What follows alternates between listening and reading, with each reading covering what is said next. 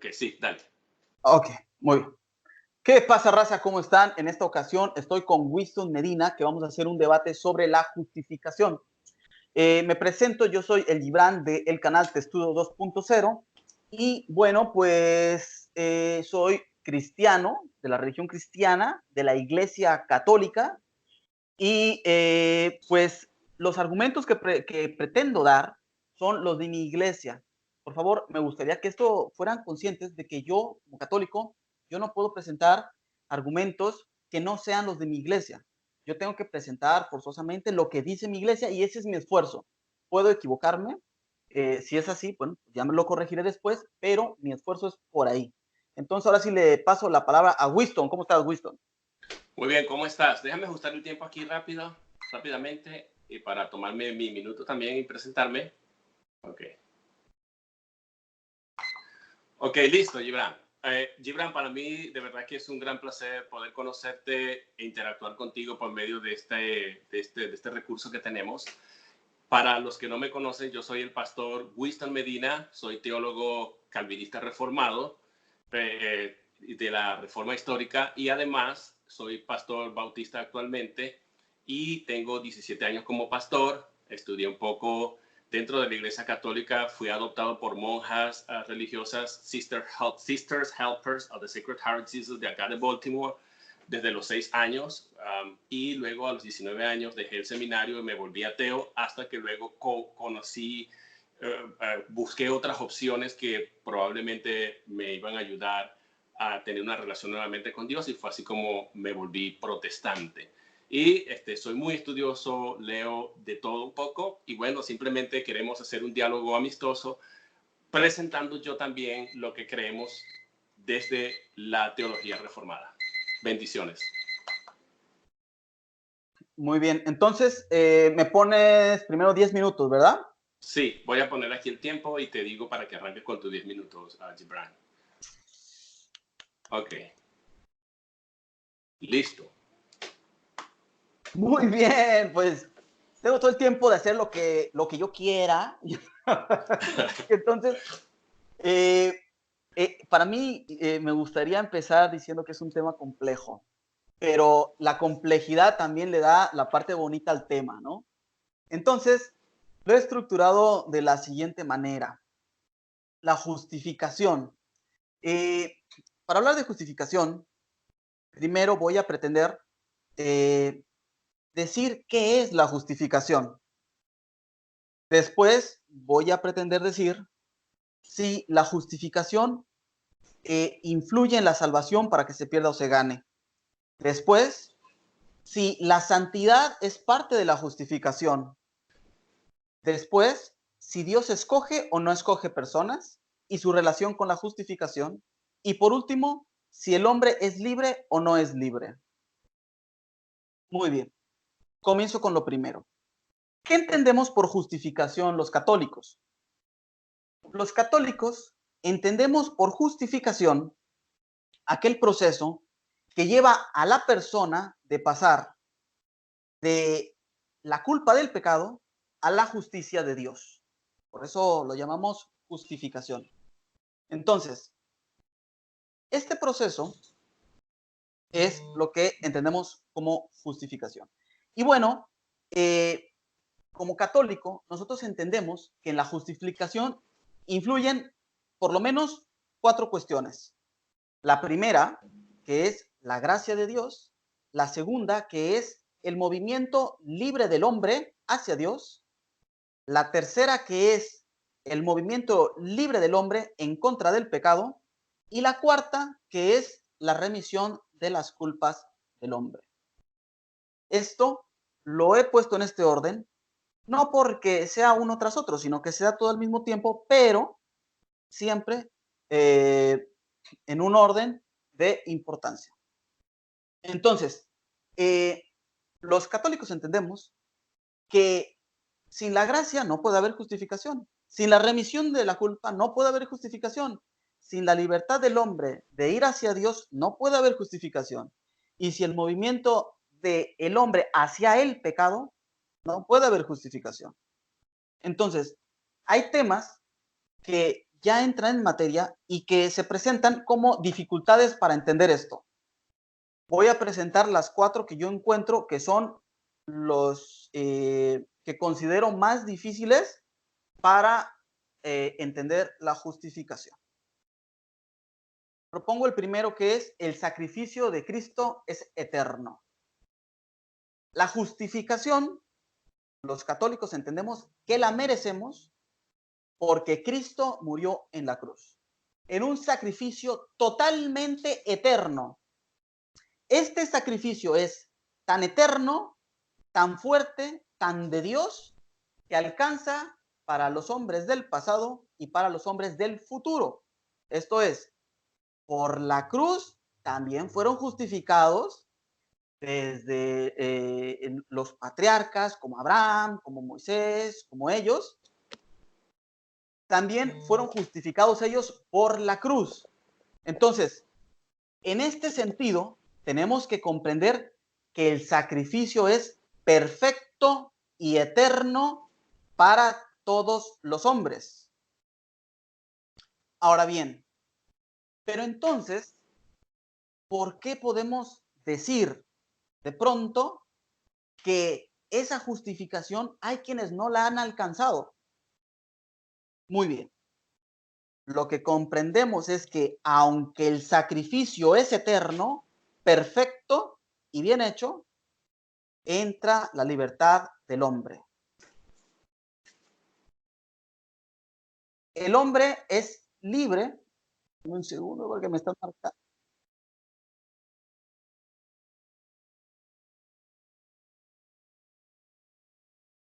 Disculpen, tenía otra llamada.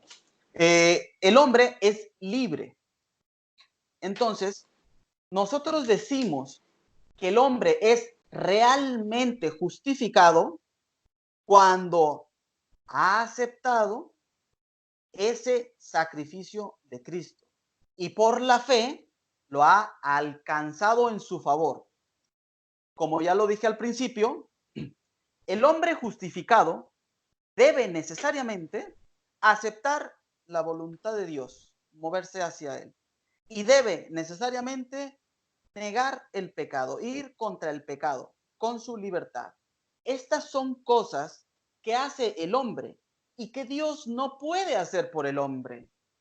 De esta manera, cuando hablamos de un sacrificio eterno que pudo haber alcanzado, por ejemplo, Abraham, podemos encontrar en Abraham su decisión única y libre de hacer la voluntad de Dios. También lo encontramos en Pablo, también lo encontramos en Pedro y en cualquier persona que haya sido justificada. Muy bien. Ahora paso a la parte de que si la santidad es o no es parte de la justificación. ¿Por qué parece que la santidad no es parte de la justificación? Precisamente porque al ver que la justificación es obra de Dios, entonces el proceso de santificación puede pensarse que no es necesariamente parte de la justificación, porque el sacrificio está hecho. Y si el sacrificio está hecho, pues entonces ya está hecha la justificación. Sin embargo, como ya lo he dicho, los católicos comprendemos que la santificación incluye moverse hacia la voluntad de Dios y rechazar el pecado.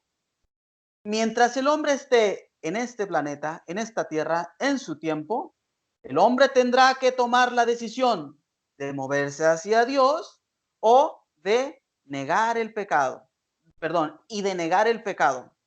Si la persona decide no hacer la voluntad de Dios y decide hacer el pecado, en ese momento es que la persona no se puede decir que está justificada. No por el pago de sus pecados, sino en razón de su libertad. Continúa ahora con si Dios escoge o no escoge personas. Muy bien.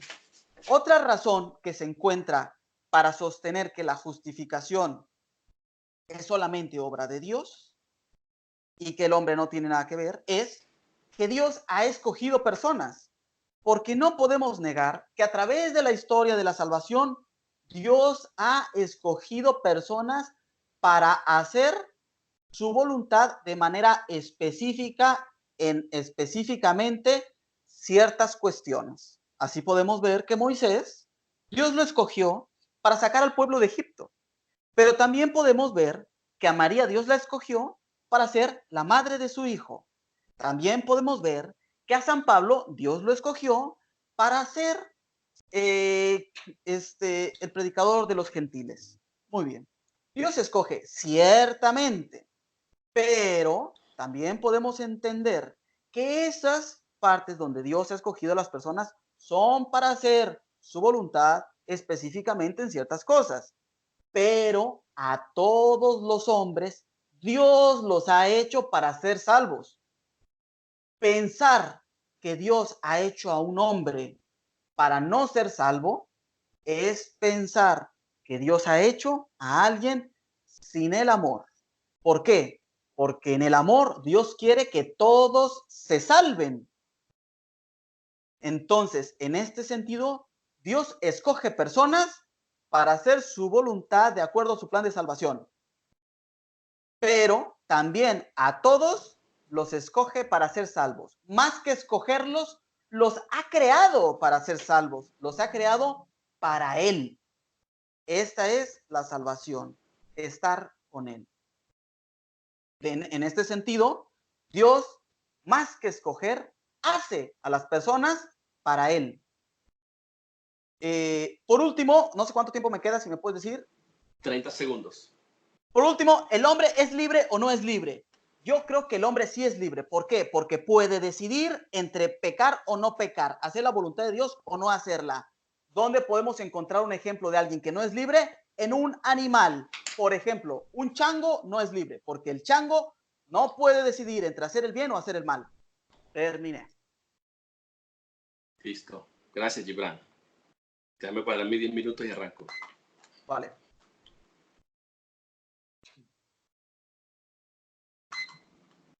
Listo, buenos. Soy el pastor Víctor Medina, como ya les dije. Voy a comenzar entonces a exponer la posición reformada, lo que nosotros verdaderamente creemos, con el tema de la justificación.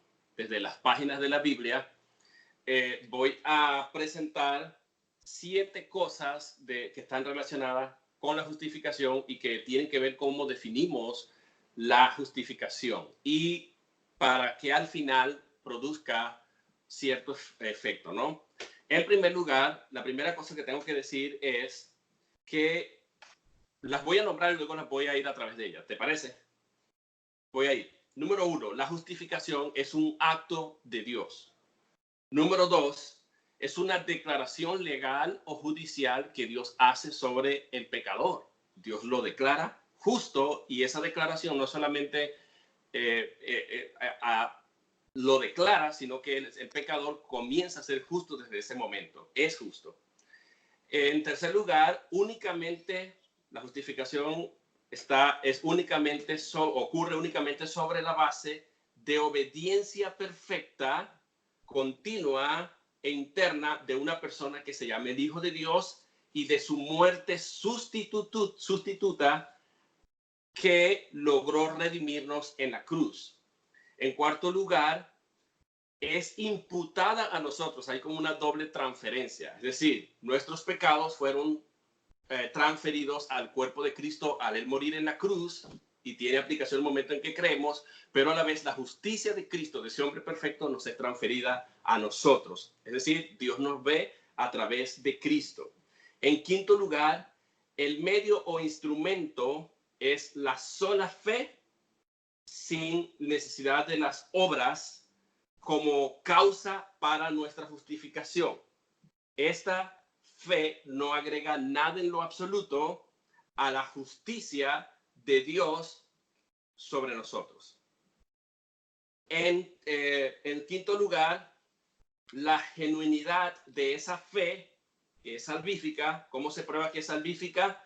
Porque produce obras sin que las obras sean parte de la justificación. Y número 6, como efecto va Dios a hacernos un llamados a que presentemos nuestros miembros como instrumentos de justicia delante de Dios o para Dios. Resumiendo todo esto, nos queda entonces que la justificación es un acto consumado y completo, definitivo, que nos libra de dos cosas. Número 1, nos libra de la condenación o del juicio de Dios. Y número 2, nos libra de la ira venidero, de la ira de Dios. Cuando entendemos la justificación, que es monergista, quiere decir que es una obra única y exclusiva de Dios y nosotros no aportamos nada, entonces podemos entender que Dios es verdaderamente nuestro único y suficiente Salvador en la persona de Jesús. Porque si yo agrego obras a la obra de Cristo, a la justicia que Cristo ha logrado por mí en su perfección, entonces quiere decir que la justicia, pero quiere decir entonces que la salvación está en tela de juicio y que no se ha alcanzado, y no podría resultar en que yo tenga paz delante de Dios, no podría tener paz, como dice Romanos 5:1, si verdaderamente la justicia no reposa en la obra perfecta de Cristo. Y además no podría yo tener razones para darle a Dios toda la gloria, toda la honra y todo el honor y la alabanza a Él por su obra única y exclusiva de Dios. Es decir, que es una obra monergista. Básicamente, si consideramos que es un trabajo cooperativo, entonces que Dios hace una parte y yo hago una parte, no sé en términos de porcentaje, tal vez 50% y yo hago un 50%, entonces eso significaría necesariamente que hay dos salvadores. Dios, no puedo decir jamás que Dios es mi único y suficiente Salvador en Cristo, sino que Dios es deficientemente mi Salvador y no es mi perfecto Salvador porque Él hizo una parte y yo estoy obligado a hacer mi otra parte, que es lo que a veces se entiende como la santificación metida dentro de la justificación, lo cual es contrario a lo que la Escritura enseña. Entonces, las pruebas bíblicas. Las palabras justificación y santificación se han discutido a lo largo de la historia de la iglesia, pero la justificación es tan simple como el abecedario. La justificación, como ya dije, es un acto de Dios y no describe la manera en que Dios internamente renueva o cambia a una persona. Es más bien una declaración legal en la cual Dios perdona al pecador de todos sus pecados y lo acepta y toma en cuenta al pecador como que si éste fuese justo a su vista. Dios declara al pecador justo y en el mismo momento en que el pecador pone su confianza en Jesucristo, este acto ocurre. ¿Dónde encontramos esto? Romanos 3, 21, 26. Tomen nota de la cita, no la voy a leer por razón de tiempo. Romanos 5, 16. Segunda a los Corintios 5, 21.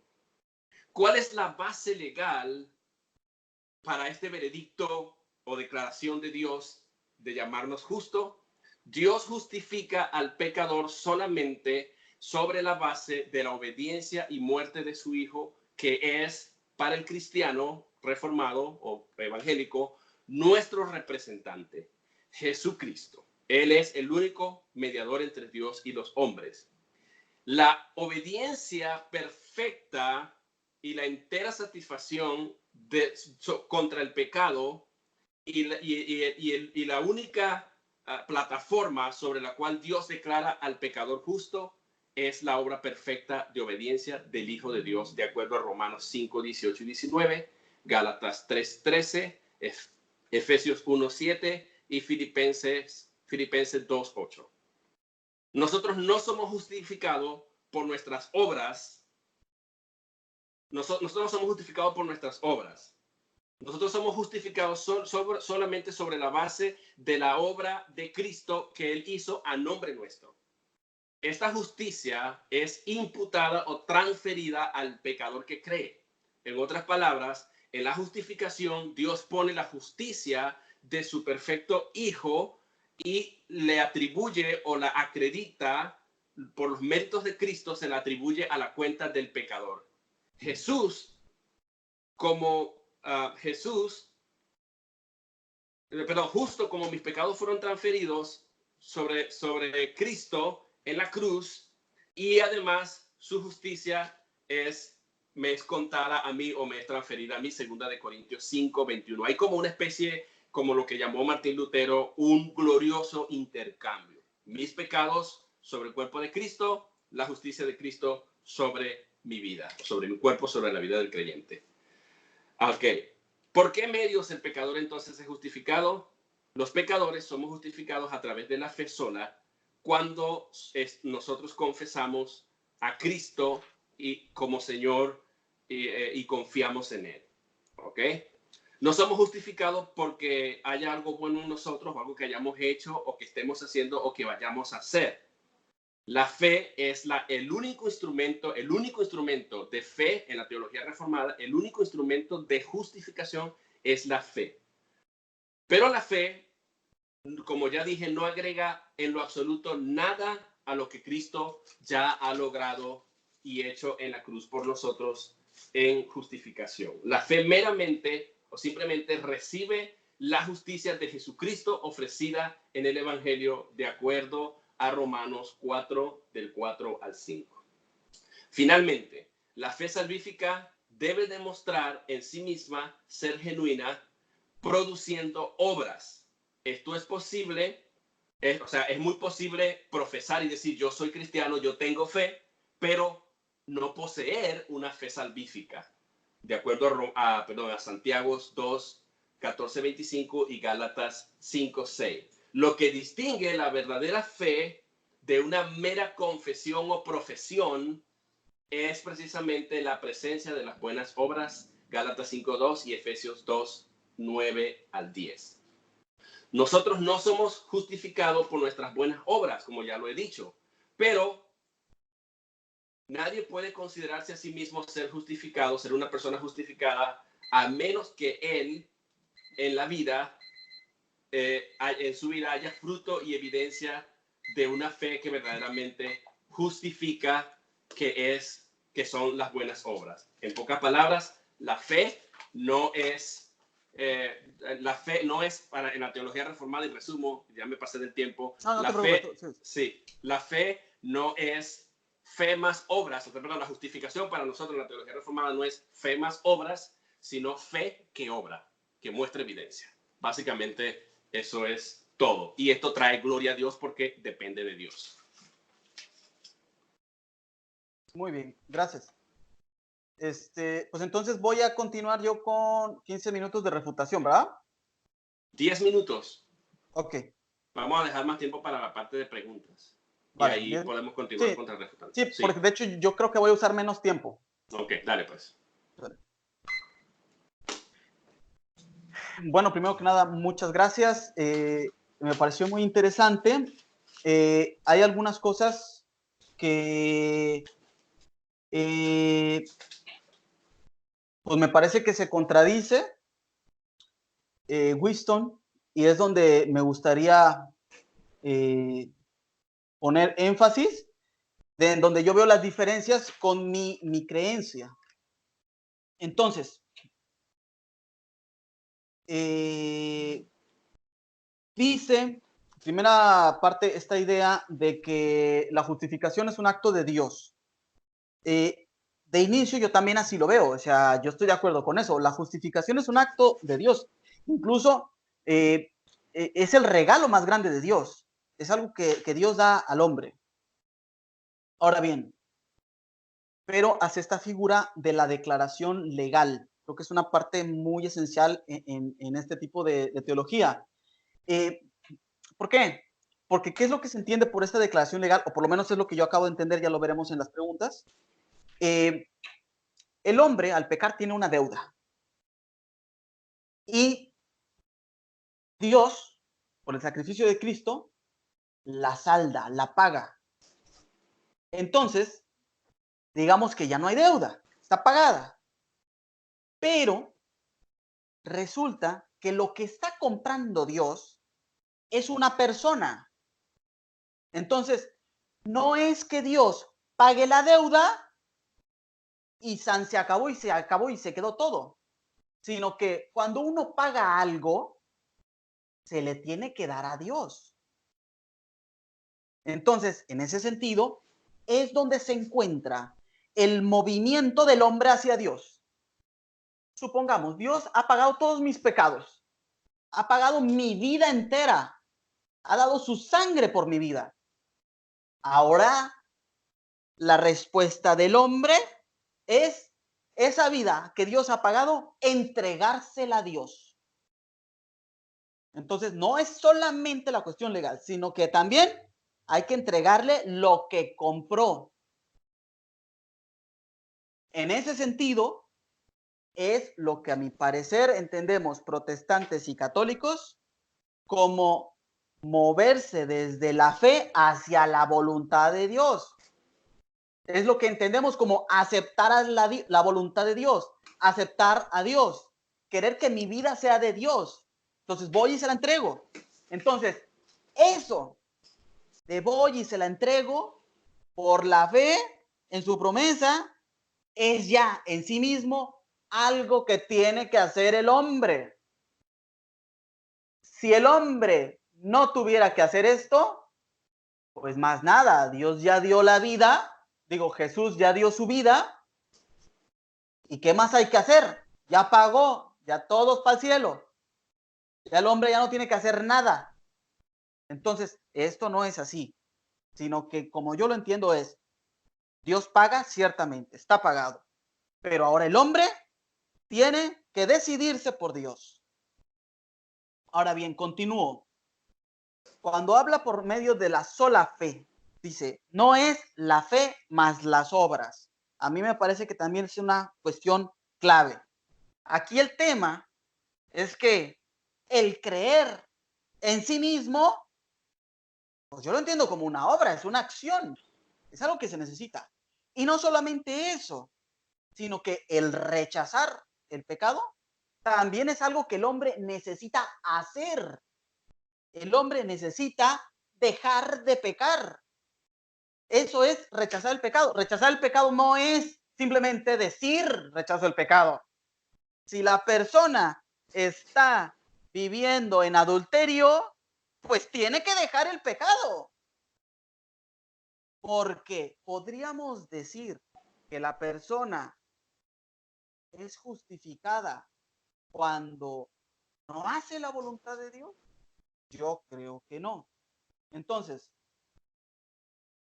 entiendo que Winston dice que esto es algo a posteriori. O sea, después de que es justificado, empieza a dejar su vida de pecado y esto es muestra de que efectivamente es justificado.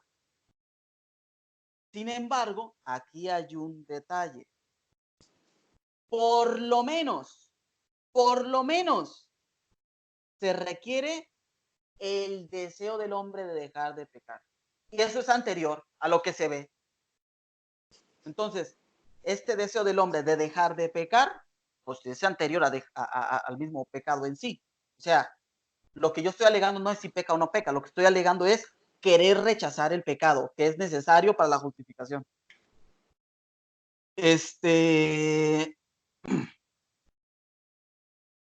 También hay una parte donde él dice, bueno, es que es como un intercambio.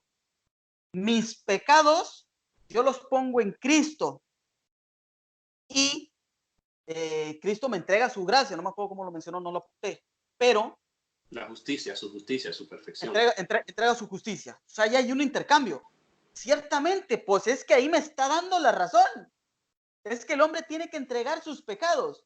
Ese es el arrepentimiento del hombre. Es que el hombre, si no se arrepiente de sus pecados, ¿cómo le van a ser perdonados?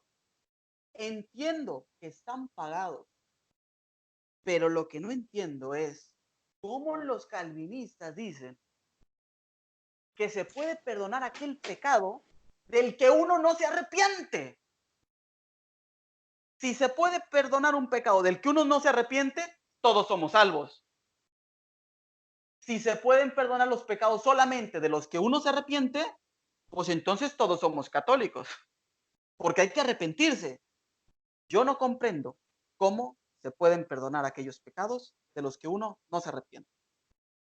Eso que dice Winston, yo estoy de acuerdo, hay que ponerlos en Cristo. Eso es la confesión, eso es el arrepentimiento.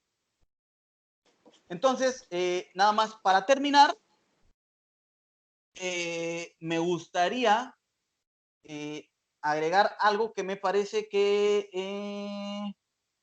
a ver, ya se me olvidó. Ah, sí, la parte de si agregamos obras a la justicia de Dios. Yo creo que no, los católicos, creo que es un error sobre la doctrina católica que creen sobre nosotros, de que creen que nosotros por las obras agregamos a la justicia de Dios, pero es que eso no es posible. O sea, simplemente no es posible. ¿Por qué? Porque incluso las cosas buenas que hagamos, el arrepentimiento, la fe, el creer, las obras buenas, siempre van impulsadas por Dios, por la gracia de Dios. Entonces, si yo hago una obra buena, es porque Dios me ha dado su gracia para poder hacerla. Y si Dios no me ha dado su gracia para poder hacerla, no es una obra buena. Entonces, ciertamente, todas las obras buenas, todo lo que hacemos, incluyendo la fe, incluyendo el arrepentimiento, son gracia de Dios. Es porque Dios básicamente lo hace en nosotros. El único tema, la única dificultad que yo encuentro con los calvinistas está en la libertad. Si bien todo lo bueno que yo hago es resultado de la gracia de Dios, lo que yo no puedo decir es que todo lo malo que hago y objetivamente los pecados son también gracia de Dios. Ahí no. Ahí es donde entra mi libertad. Y si yo decido hacer un pecado, es por mi culpa porque he rechazado la gracia de Dios y por lo tanto la justificación. Pero, y después de hacer ese pecado, como la justificación es eterna, puedo arrepentirme y entonces apropiarme y tener la justificación también de ese pecado que en principio lo hice por mi libertad, no por la gracia de Dios. Termino con eso. Gracias, Gibran. Déjame poner entonces aquí mis 10 minutos y arranco con la refutación. Muy bien. Yo he encontrado en las cosas que ha dicho Gibran muchas cosas que se contradicen dentro de la iglesia. De hecho, aquí tengo el catecismo católico y hay cosas que van a contradecir. Dentro del mismo catecismo hay contradicciones con lo que Gibran también acaba de decir. En primer lugar, él dice que la justificación no es un acto de Dios definitivo y único, sino que es un proceso, en su definición, pues. En su definición, él no lo ve, bueno, no sé si te estoy mal representando, lo que tú quieres decir es... Sí, está bien. Él está diciendo que la justificación es un proceso. Si es un proceso, a mí me gustaría saber, ya en la parte de preguntas, vamos a ver, si es un proceso, debe, por supuesto, tener un inicio, debe tener un progreso y al final debe tener un cierre donde se consuma el acto de la justificación. Eso es algo que en eso yo no estoy de acuerdo porque eso pone en jaque la perfección de Cristo. Si entendemos que la justificación es la base de la justificación, es la obra perfecta de Cristo y Cristo obedeció perfectamente a Dios, entonces su justicia me fue transferida y entonces yo no tengo la justificación garantizada porque es un proceso, entonces hay un problema y es que estoy limitando o poniendo en tela de juicio la obra perfecta de Cristo. Entonces Cristo no es, como dije, mi perfecto justificador o mi perfecto salvador. Gibran dice que hay cosas que influyen en que la salvación se pierda o se gane. Tendríamos que verlo en la entrevista, en las preguntas, en la ronda de preguntas, entre las cosas que él pone que influyen, él dice, número uno, la gracia. Y yo estoy de acuerdo, hay muchas cosas que yo estoy de acuerdo, sí. Nada ocurre, la justificación no ocurre si Dios primero no toma la iniciativa.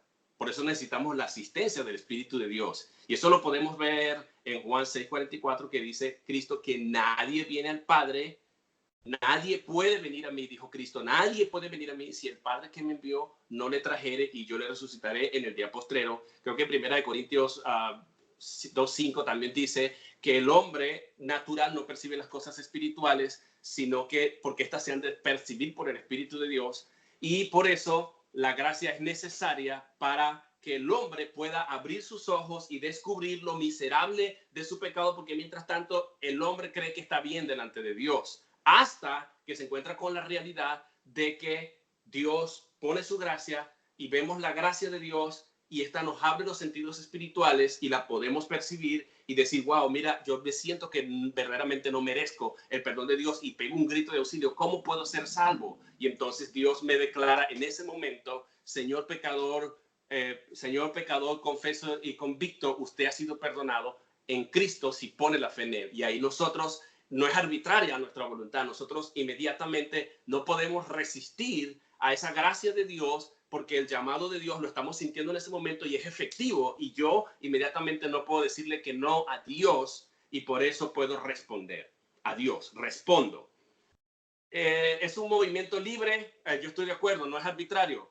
No es arbitrario, aunque podría eventualmente ser arbitrario. Si Dios quiere salvar a alguien, no podemos limitar el poder de Dios. Si alguien no quiere, Dios puede forzar y proveer los medios para que te crea. Un ejemplo, el apóstol Pablo que tú has mencionado. Tú me vas a decir que Pablo quería ser cristiano. Tú me vas a decir que Jeremías, cuando Dios lo llamó, él quería ser profeta. Tú me vas a decir que cuando Isaías en el capítulo 6 tuvo esa visión de Dios, él quería hacer lo que Dios le estaba diciendo. No, pero como Dios tiene propósitos, la voluntad declarativa de Dios, y aquí entra el tema de la voluntad de Dios tiene dos facetas. Una voluntad declarativa, que quiere decir que esa puede ser quebrantada. En la teología reformada nosotros creemos, y eso se ve en la Biblia, que Dios, cuando ha declarado algo, por ejemplo, los mandamientos son una muestra prescriptiva de lo que es la voluntad decretiva de Dios. ¿Puede el hombre violar los mandamientos de Dios y quebrantarlos? Por supuesto que sí. Entonces, la voluntad declarativa de Dios puede ser quebrantada, pero la voluntad declarativa, donde Dios declara y se propone algo, eso está ligado a la inmutabilidad de Dios, y no hay ningún brazo, como dice Nabucodonosor, que pueda torcer la voluntad de Dios. Así que si Dios tiene planeado salvar a alguien,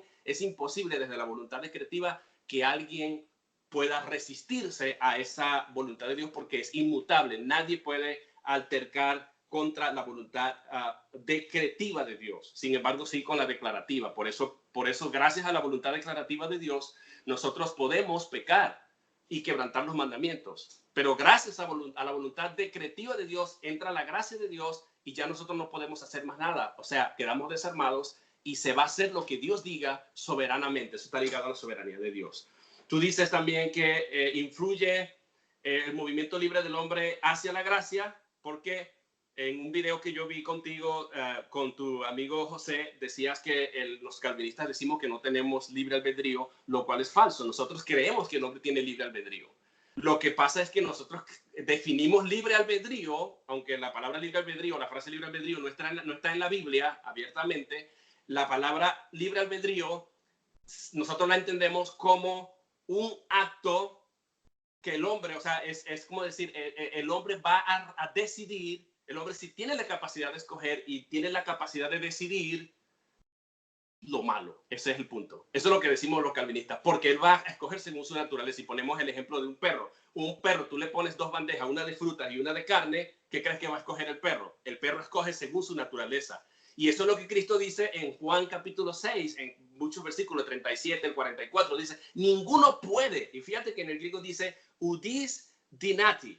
Udis dinati, es decir, cuando dice udis dinati, quiere decir de ninguna manera puedes, es incapaz, no tiene la capacidad de venir a mí, no puede por sí solo, a menos que la gracia esté allí, a menos que el Padre o el Espíritu de Dios actúen en traer a esa persona a Cristo. Entonces, solo cuando Dios actúa y hace el movimiento hacia el hombre no puede resistir, sino que el hombre ahora despierta sus sentidos espirituales por el Espíritu de Dios y no es arbitrario. El hombre puede ahora decidir lo bueno porque Dios está interviniendo. Yo creo que en eso tú estás de acuerdo. Pero el hombre por sí solo, sin la gracia de Dios, él decide lo malo. Y ahí es donde entra la libertad. Nosotros creemos en libre albedrío, pero que el hombre natural, no cristiano, él no puede decidir por sí mismo a menos que Dios intervenga, porque no puede. Y de eso está llena las páginas de la Biblia, como dice Pablo en Romanos 3, del 9 al 10 en adelante, que dice que no hay justo ni a un uno, no hay quien haga lo bueno, no hay quien busque a Dios, no, todos se desviaron, tanto judíos como gentiles, o sea, no hay justo ni a un uno, porque el hombre no puede. Dice también que el hombre, la carne, hablando del hombre natural, la carne no se sujeta a Dios, y dice, pero es que tampoco puede. Romanos capítulo 3, creo, versículo 10, o si no me equivoco, no recuerdo exactamente el texto.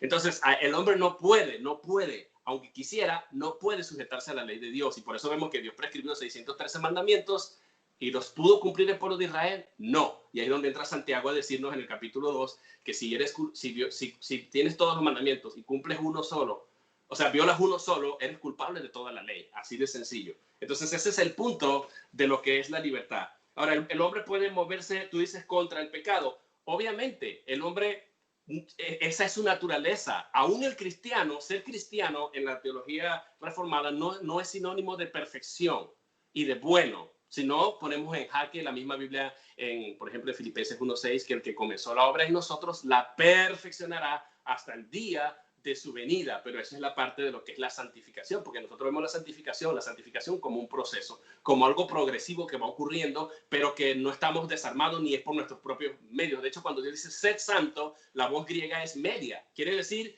que Dios me pide que sea santo porque Él me ha puesto la disposición interna de que yo pueda hacerlo, porque él ha compartido conmigo su atributo de santidad. Y como dice Hebreos capítulo 12, ¿qué pasa si un cristiano quiere vivir su vida licenciosa de pecado? ¿Qué va a pasar? Dice la Biblia que Dios entonces me va a disciplinar como padre que me ama, y de esa manera Él me hace partícipe de su santidad. Entonces la santificación es el medio que Dios utiliza. Mira, exhortaciones, utiliza mandamientos, utiliza los ministerios, los pastores, los predicadores, la Biblia, la oración, la iglesia, el Espíritu de Dios para tratar y lidiar con nuestra vida de pecado. Entonces nosotros vemos que hay cosas que no se pueden separar. La justificación resuelve nuestros pecados pasados. La santificación resuelve nuestros pecados del presente, del ongoing, de la marcha, mientras vamos en marcha hacia la perfección, porque no somos perfectos. Y la glorificación, que es otro elemento que no se está tocando acá, resuelve nuestros pecados futuros. Entonces, por eso, pero el acto inicial es la justificación, y la santificación y la glorificación son parte de ese proceso, pero la justificación resolvió ya mis pecados. Tú dices entonces que la remisión de culpa del hombre. Oye, ya creo que se me acabó el tiempo. No me va a tiempo de refutar, pero entonces te haré preguntas para responder a algunas cosas que dijiste aquí. No sé si me quieres dar un minuto más para decirte algo más sobre lo que dijo Pablo. Sí, nada más, si quieres dame 10 segundos porque tengo una persona en la puerta. Okay. Me tardo una nadita. Dale, pues está bien.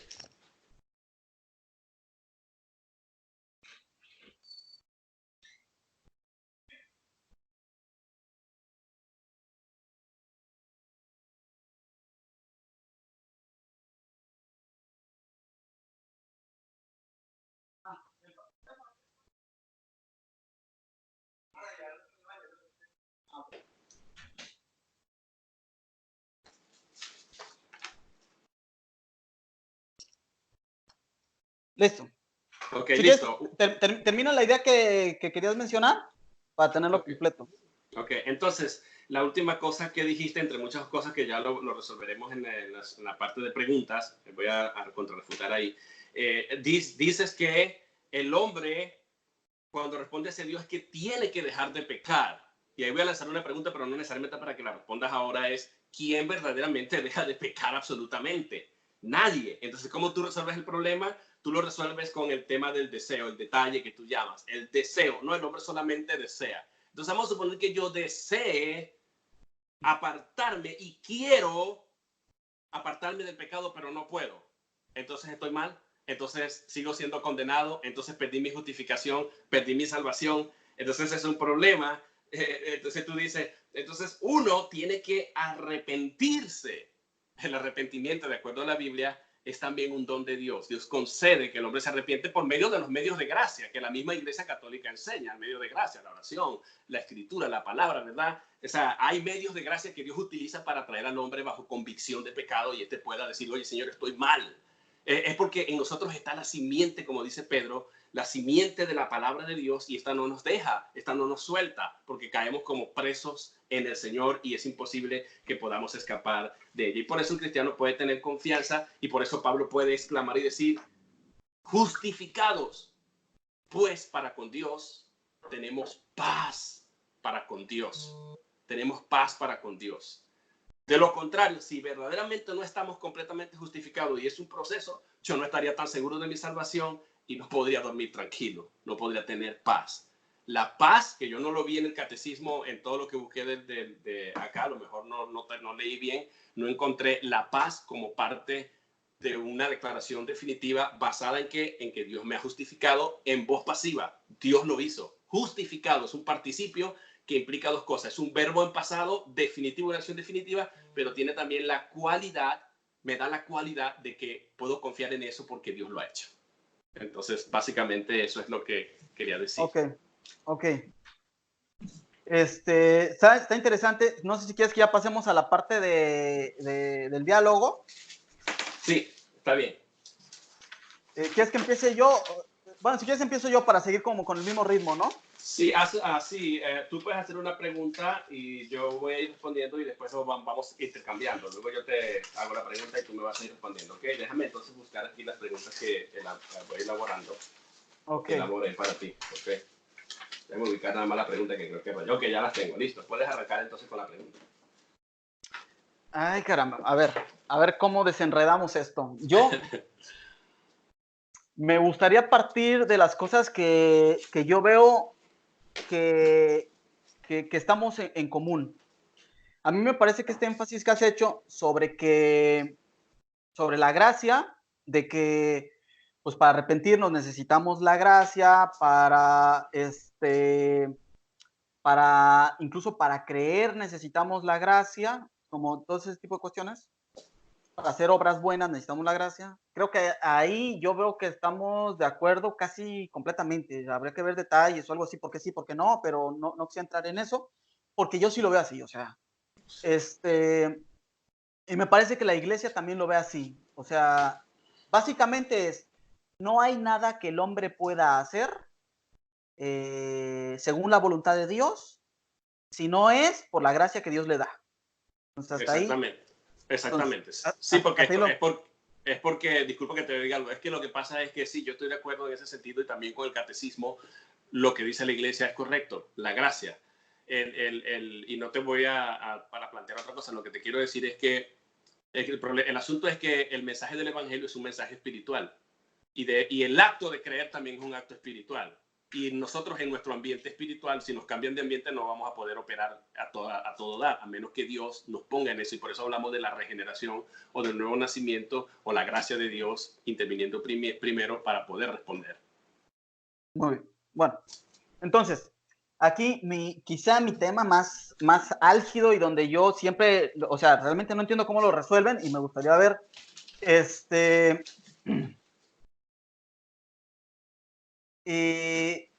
quizá mi primera pregunta es la siguiente. A ver, cuando el hombre comete un pecado,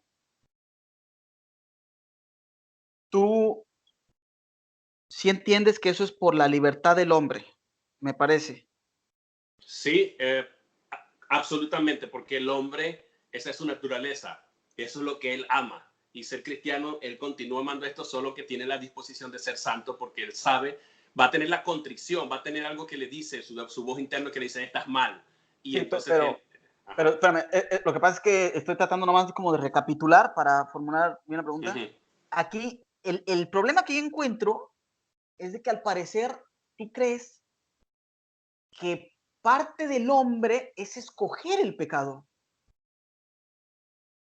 O sea, como si Dios lo hubiera hecho para escoger el pecado.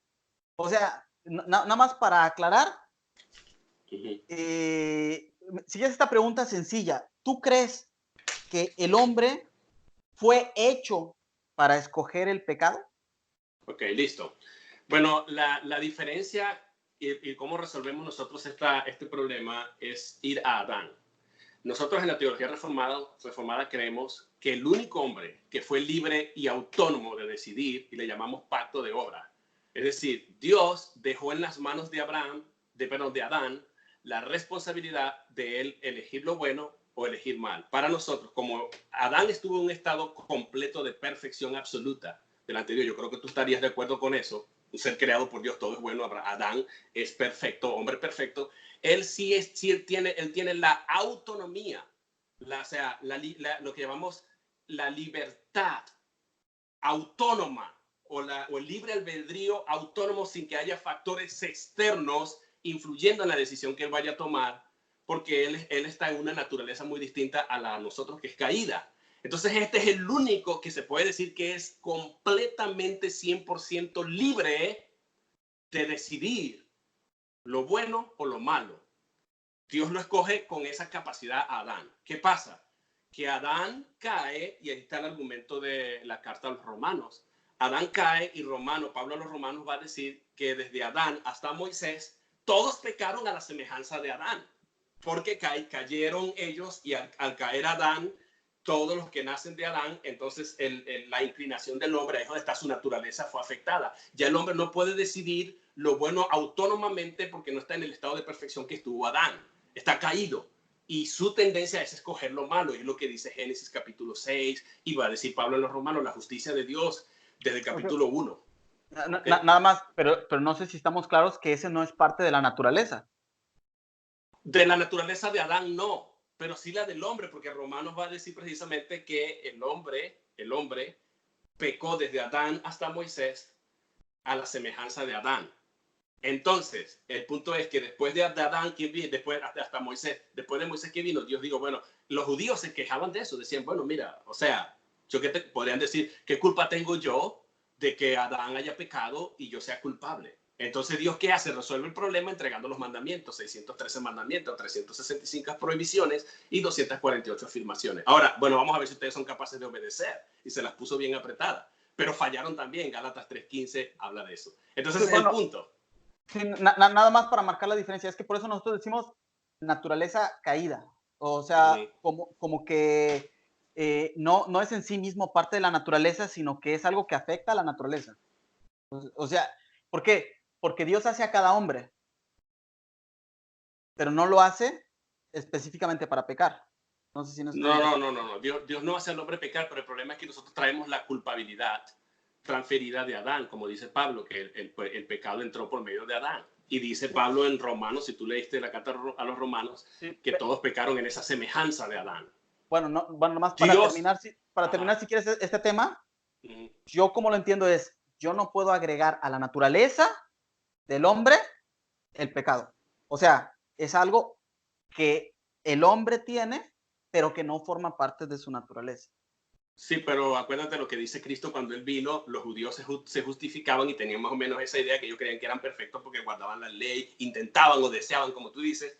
Sin embargo, Cristo le dice que ellos eran esclavos y ellos se alarmaron. ¿Cómo que somos esclavos? Y dice, sí, porque el que sirve el pecado es esclavo del pecado. Y Jesús va a decir que esos judíos que guardaban la ley y se jactaban, ellos eran esclavos del pecado. Esa es la realidad de todo ser humano y esa es nuestra tendencia. No podemos ser libres, ¿entiendes? Esa es la posición nuestra. ¿Voy yo con la pregunta ahora? Sí. Ok, bueno, mira, mi pregunta es la siguiente. Si el estándar para la justificación de Dios, yo creo que tú estarías de acuerdo que el estándar para que Dios pueda justificar o declarar justo a una persona es que esa persona tiene que ser perfecta. Dios no exige un poco de perfección, una mediana perfección, ni una casi perfección. Dios demanda una perfección absoluta. Y eso se va a ver en obediencia interna, pero a la vez continua que se mantenga en el tiempo, creo yo. Y así es como la Biblia lo define. Ahora, ¿cómo puede Dios entonces, de acuerdo a Romanos 4:5, declarar al impío justo? ¿Cómo Dios lo puede declarar justo a su vista, de acuerdo a Romanos 4:5, repito, si la justificación es a través de la santificación, como enseña el Catecismo Católico? ¿Cómo puede Dios declarar al impío? si Dios demanda perfección absoluta? Ya es la pregunta, ¿va? Sí. Sí. Pues es que esa es la parte que nosotros entendemos como que es necesario que el impío se arrepienta de sus pecados. Entonces, no es que el impío va específicamente a ser perfecto. Yo creo que estamos claros en que eso no es lo que está diciendo. Pero sí a que es necesario que se arrepienta de sus pecados. Lo que, digamos, que entiende un católico, que cuando está, que digamos, se iría al cielo inmediatamente, como ustedes lo mencionan, así como es salvo, me muero y me voy al cielo, es casi que saliendo del sacramento de la reconciliación, que específicamente es llegar con el sacerdote y decir, he pecado en esto y en esto y en esto y en esto y en esto y en esto y en esto y en esto y en esto y en esto, la confesión, que los protestantes, los evangélicos lo hacen de una manera diferente, ¿no? Pero es necesario arrepentirse de eso. Es la parte que yo entiendo que tú decías, es que pongo mis pecados allá arriba. Entonces, Bueno, no yo, Dios, Cristo los pone. Es una doble imputación, pero las dos cosas suceden por parte de Dios. Yo creo que esa parte no me la entendiste y quería aclarártela. Yo no tengo la capacidad de ponerla por mi propia cuenta. Sí, yo creo que es que esa es la parte que estamos de acuerdo con la gracia. Sí. Pero tú sí tienes la capacidad de no ponerla. O sea, de decir, me quiero quedar con mis pecados. Entonces, esa es la parte que entramos con la parte de la libertad. Pero esa es la parte que, o sea, yo entiendo esta parte que dices tú, pues es que vamos a seguir pecando. Los católicos, lo que decimos es, a ver, sigues pecando, arrepentirse, arrepentirse, arrepentirse. O sea, lo que necesitas es continuar arrepintiéndote de tus pecados. Y cuando esa persona que continúa arrepintiéndose, entonces llega al estado de perfección. Porque recuerda que Dios demanda no casi perfección mediana o poca, Él demanda la perfección absoluta. ¿En qué momento esa persona que está arrepintiéndose, arrepintiéndose, arrepintiéndose, llega al grado de perfección? ¿Cuándo? Es que Para yo no poder creo, ser declarado justo. Si es un proceso. sí, no, a ver, pero es que estamos claros en que para que la persona sea justa, no es que la persona tenga que ser específicamente perfecta. Para que la persona sea justa, lo que yo estoy tratando de comunicarte es que necesita arrepentirse de sus pecados. O sea, la persona es justa no por lo que hizo o lo dejó de hacer, sino que se arrepintió de lo malo, sino que se arrepintió de lo... En cuanto la persona se arrepiente de sus pecados, es que la persona es justa. No porque fue perfecto. Esa es la parte que yo no sé si no la estoy dando a entender o qué onda. Yo no te estoy diciendo, los católicos sabemos que no vamos a dejar de pecar. O sea, no, el proceso de santificación, como lo vemos, no es el proceso de específicamente dejar de pecar. Es algo más extenso la forma de explicarlo, pero sí incluye arrepentirse de sus pecados. Aquí, no sé si hasta ahí está claro o quieras abundar un poco más en cómo lo veo. No, está bien, está bien. Vamos puedes moverte hacia otra pregunta y después yo quiero, si quieren otra Ok, pregunta, vuelvo a ok, tocar el tema este del muy bien. arrepentimiento. Entonces, yo regreso al tema, por ejemplo, de lo de Adán. Estamos de acuerdo que la persona, al decidirse por Dios, al arrepentirse de sus pecados, se hace una criatura nueva. Okay. Eso, y creo que es la parte donde ustedes dicen, es una criatura nueva, es salvo, porque es una criatura nueva. Ya se arrepintió de sus pecados, ya aceptó a Dios y tal y tal. Esta criatura nueva, esta es mi pregunta. ¿Tiene la misma libertad que tuvo Adán? ¿Su libertad es diferente? Bueno, O ajá. Sí, bueno, de acuerdo a la teología reformada, cuando nosotros creemos en Cristo, y eso también lo respaldamos con la Biblia, no, como no podemos llegar al estado de perfección, significa yo me convertí, me arrepentí de mis pecados, recibí a Cristo y ya el Señor me declaró justo, y eso significa que ya yo ahora recibí el estado de Adán. No, sino que mi descanso está en la obra de Cristo. O sea, Dios cuando me mira a mí, no me ve a mí directamente, sino que me ve a través de Cristo. Y por eso Dios me puede ver justo porque cuando Él me ve a través de Jesús. Por eso es lo que significa en parte, lo que significa en nuestra teología, que Cristo es mediador entre Dios y los hombres. Mediador que Él se pone en el medio para poder lidiar con el hombre regenerado o justificado.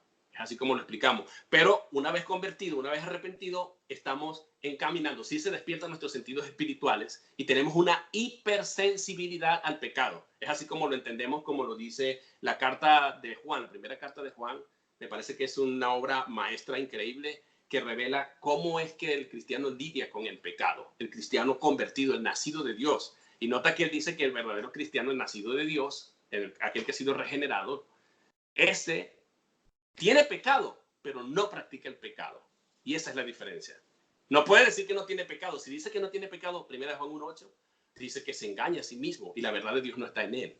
Porque seguimos siendo pecadores. Entonces, ese es el punto, pues. No, nomás dame un segundo, a ver si te estoy entendiendo bien, porque lo que yo te estoy entendiendo es que realmente no es una nueva criatura, sino es que tú dices, es que lo ve a través de Cristo, como diciendo, pues es igual, pero como lo ve a través de Cristo, lo ve perfecto, como si le pusiéramos un lente a Dios para que no pueda ver los pecados del otro, y entonces realmente no es que el que está atrás de Cristo sea nuevo. O sea, ¿realmente no es nueva criatura? ¿O qué entiendes tú por nueva criatura? Sí, claro, nueva criatura, pero como te dije, y creo que tú estarás de acuerdo con eso y también está el catecismo, quiere decir que cuando una persona se convierte a Cristo en ese momento, esa persona es nueva criatura, pero nota lo que dice Pablo en 2 Corintios 5:17. Dice, de modo que si alguno está en Cristo, nota la frase, en Cristo. O sea, nosotros creemos que el cristiano cuando se convierte a Cristo como su disposición ha cambiado por la gracia de Dios, esta persona comienza a ser una nueva criatura en Cristo. O sea, tenemos una unidad perfecta con Cristo, que esa unidad perfecta con Cristo es la que nos da a nosotros esa nueva creación. Por eso dice, de modo que si alguno está en Cristo, nueva criatura es, las cosas viejas pasaron, y aquí todas son hechas nuevas. Nuestros sentidos despertaron, porque cuando nosotros hablamos de la depravación del pecado, que es uno de los puntos del calvinismo, hablamos de la depravación total. Nosotros entendemos que el hombre está muerto en delitos y pecados. Lo que quiere decir es que el pecado está tan distribuido en los componentes del ser humano, que es entendimiento, voluntad y emociones del ser humano. El hombre no ama a Dios, el hombre no escoge a Dios voluntariamente sin la intervención de Dios, y el hombre no puede ver. O sea, está ciego, sordo y mudo a las cosas de Dios, espiritualmente hablando, porque pertenece a otra naturaleza. Pero nacemos en Cristo. Somos nuevas criaturas en Cristo. Pero nota que en 1 Corintios 1:8 es estar en Cristo, no es algo mío. También es donde Dios dice que por Él, por Dios, estáis vosotros en Cristo Jesús, quien ha venido a ser para nosotros justificación, santificación y todo el proceso de lo que Cristo representa para nosotros, salvación y redención. Pues, si quieres continuar con otra pregunta en lo que yo trato de organizar esas ideas. Ok, listo.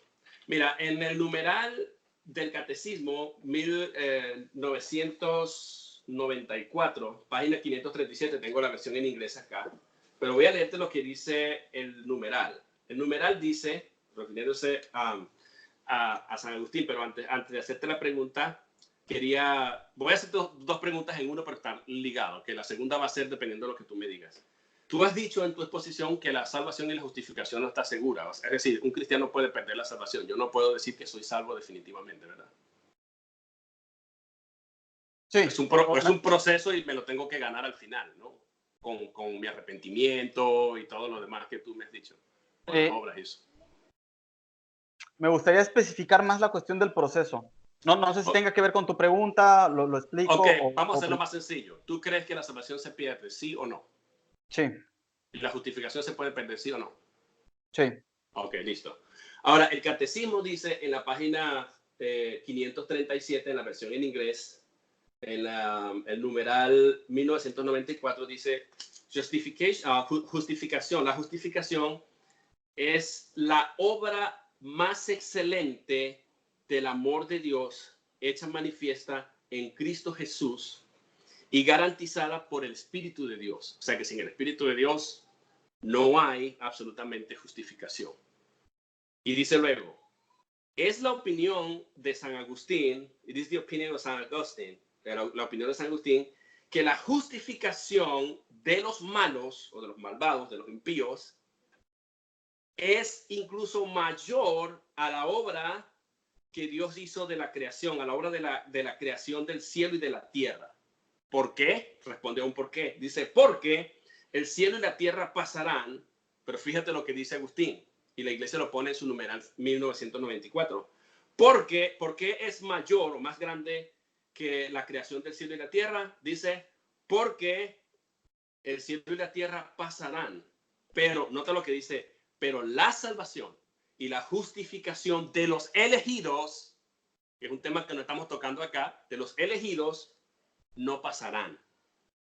Y además dice, la justificación de los pecadores incluso sobrepasa a la creación de los mismos ángeles en justicia. ¿En qué sentido?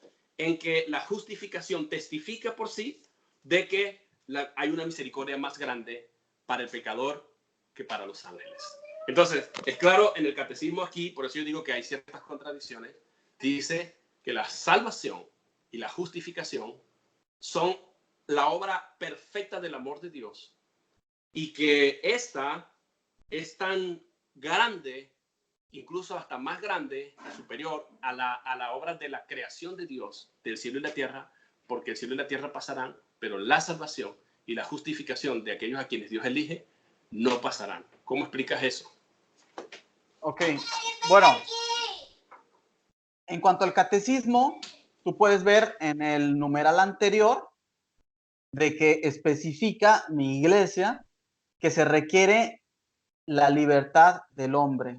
Entonces, es que esta parte, la parte que Dios pone, que es específicamente, digamos, como su pago o algo así, que es la parte que tú decías, es que es como legal, o sea, Dios está comprando y eso es tan eterno, tan fuerte, tan grande, tan impresionante, que es como lo dice San Agustín.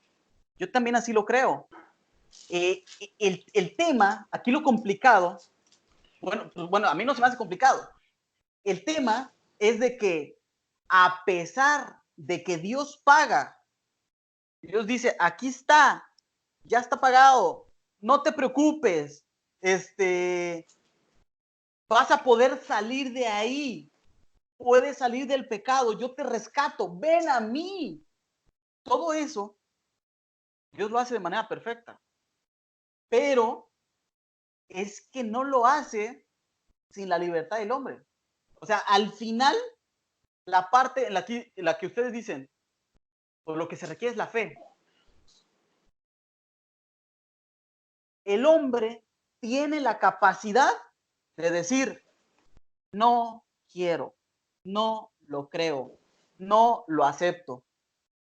Y como tiene esa capacidad, no es que el hombre le esté dando nada a Dios. No le da a Dios, el hombre no necesita nada.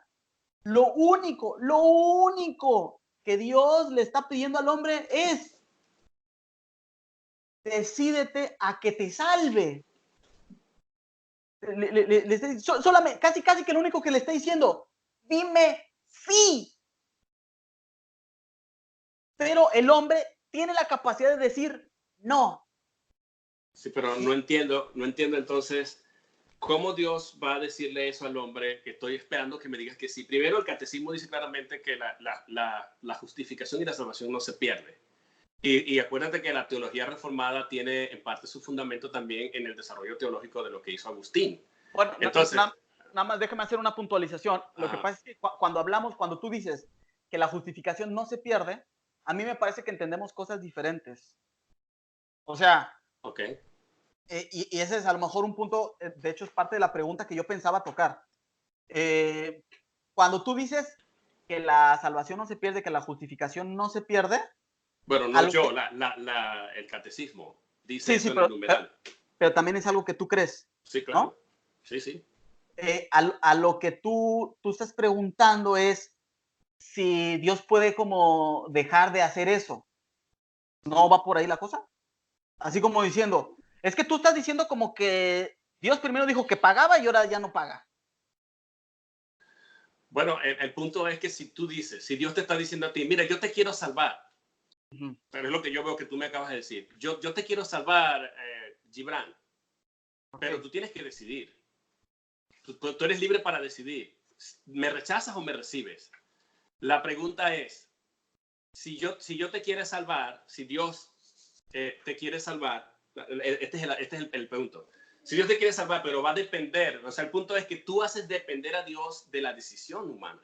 Tú haces depender a Dios de la decisión humana. O sea, si el hombre no quiere, Dios no lo salva. Imagínate que Dios le hubiese llegado a Pablo y le hubiese dicho, Pablo, te quiero salvar. ¿Tú crees que Pablo fuera respondido así tan fácilmente? ¿O Moisés, o Jeremías, o Isaías? Sí, es una parte de las preguntas que yo quería tocar, pero me parece, yo más bien construiría la formulación así. Es que el hombre le dice, es que Dios le dice al hombre, no le dice, yo te quiero salvar. No, le dice, ya te salvé. No sé si Okay. va por ahí la cosa, ¿no? Ajá, ya te salvé. Ya te salvé.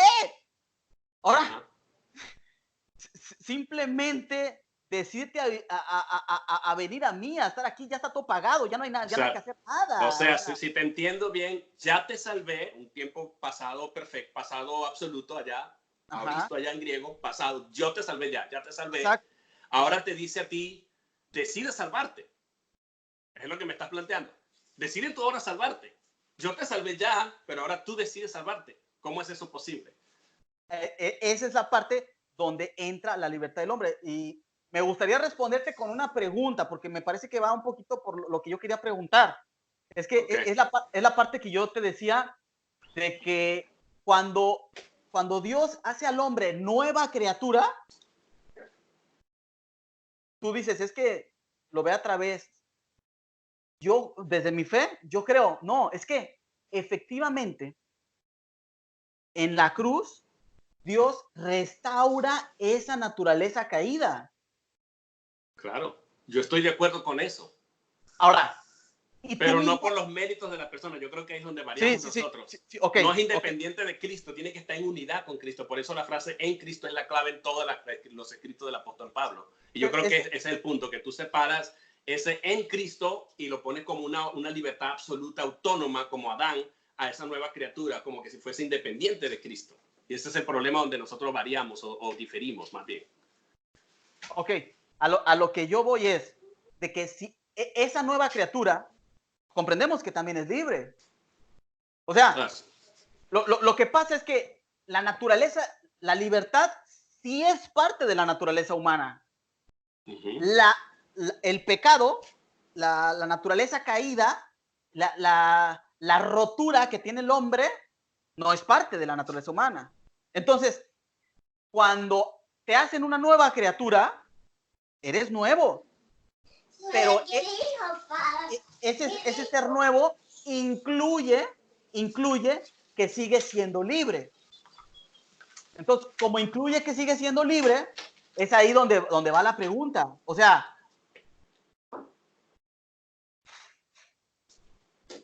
el hombre, aún siendo nueva criatura, tiene la capacidad, y ya estamos hablando, por ejemplo, de alguien, me gusta el ejemplo que pones, si quieres lo toco así, sobre la pregunta que haces sobre San Pablo. Creo que el proceso de San Pablo es un proceso digno de revisar, a ver cómo fue su justificación, su salvación, como todo ese proceso, ¿no? Entonces, y tú dices, a ver, pero ¿en qué momento Pablo decidió? Yo te la pongo, yo la veo incluso todavía más difícil. A ver, Moisés fue justificado por la cruz. Claro. ¿Y en qué momento decidió? Es que, y esa es la parte que yo le hice en respuesta a este señor. Le dije, el hombre decide cuando quiere hacer la voluntad de Dios y rechazar el pecado. Aquí el tema es que tú me digas, por ejemplo, me gustaría responder con esta pregunta, que tú me digas, si una persona que no se decide por hacer la voluntad de Dios y no se decide rechazar el pecado, ¿es justificado? O sea, tú puedes decir que es justo alguien que objetivamente dice, yo no voy a hacer la voluntad de Dios y voy a hacer el pecado. ¿Cómo puede ser justo alguien así? Sí, pero acuérdate que es que yo creo que el concepto o sea, en el que estamos difiriendo es precisamente en lo que es la armateología o lo que es la teología del pecado. Hay dos perspectivas de ver el pecado. Yo creo que eso va a responder tu pregunta. Bueno, a la larga no sé si fue una pregunta, pero vamos a tratar de convertirla en pregunta. Pero estamos de acuerdo en Sí. que va por ahí la diferencia de qué hacemos con el pecado. Exacto, sí, ahí voy. Entonces, desde la perspectiva de Dios, vamos a poner dos perspectivas. Desde la perspectiva humana, el pecado lo podemos clasificar. Porque tú no me vas a decir que es lo mismo un asesino o alguien que diga una mentira, ¿verdad que no? O sea, desde la perspectiva humana, desde nuestra perspectiva, tú no me vas a decir que un violador es lo mismo que alguien que de repente mienta o chismee. O sea, hay varias. O sea, desde nuestros ojos, nuestra perspectiva, nuestros anteojos, nuestras lentes, vamos a ver que hay clasificación. Digamos que desde donde nosotros vemos pecados más grandes y más chicos. Exacto, sí, pecados grandes, pecados pequeños. O sea, vamos a verlo así desde la perspectiva humana. Pero desde la perspectiva de Dios, cuando Cristo habla de las bienaventuranzas en Mateo 5, Él dice, oíste que fue dicho, pero yo les digo. Entonces Él pone el asunto, él hace que su audiencia piense en la gravedad del pecado desde la perspectiva de Dios. Y por eso Él pone un ejemplo. No adulterarán. El acto es un adulterio grave. Pero Cristo dice, eso es tan igual como el que mira a una mujer para codiciarla. Ya es un adúltero en su pecado, en su corazón. En pocas palabras, la gravedad del pecado es tan, y la realidad del mismo es tan eminente y tan segura que Cristo está poniendo el pecado, llevándolo a la perspectiva de Dios, elevándolo. Mire, ustedes a la vista de Dios, sencillamente son esclavos del pecado. Y aunque tú quieras alarmarte porque este adulteró y yo nada más miré a aquella mujer y le metí el ojo, Cristo dice, a Dios no se le escapa eso, porque de la perspectiva de Dios no hay pecados grandes ni pequeños, sino que los pecados son graves y hieden a la presencia y ofenden la santidad de Dios, porque ese es el punto aquí. Ahora, ¿cómo lidiamos nosotros con el problema del pecado? Nosotros siempre vamos a pensar en el pecado como algo desde la perspectiva de Dios y vamos a entender que el hombre, el cristiano, aunque es una nueva criatura, no deja de tener pecados. Porque primera de Juan 1, del 6 en adelante, especialmente el 8, dice, si decimos que no tenemos pecados, nos engañamos a nosotros mismos.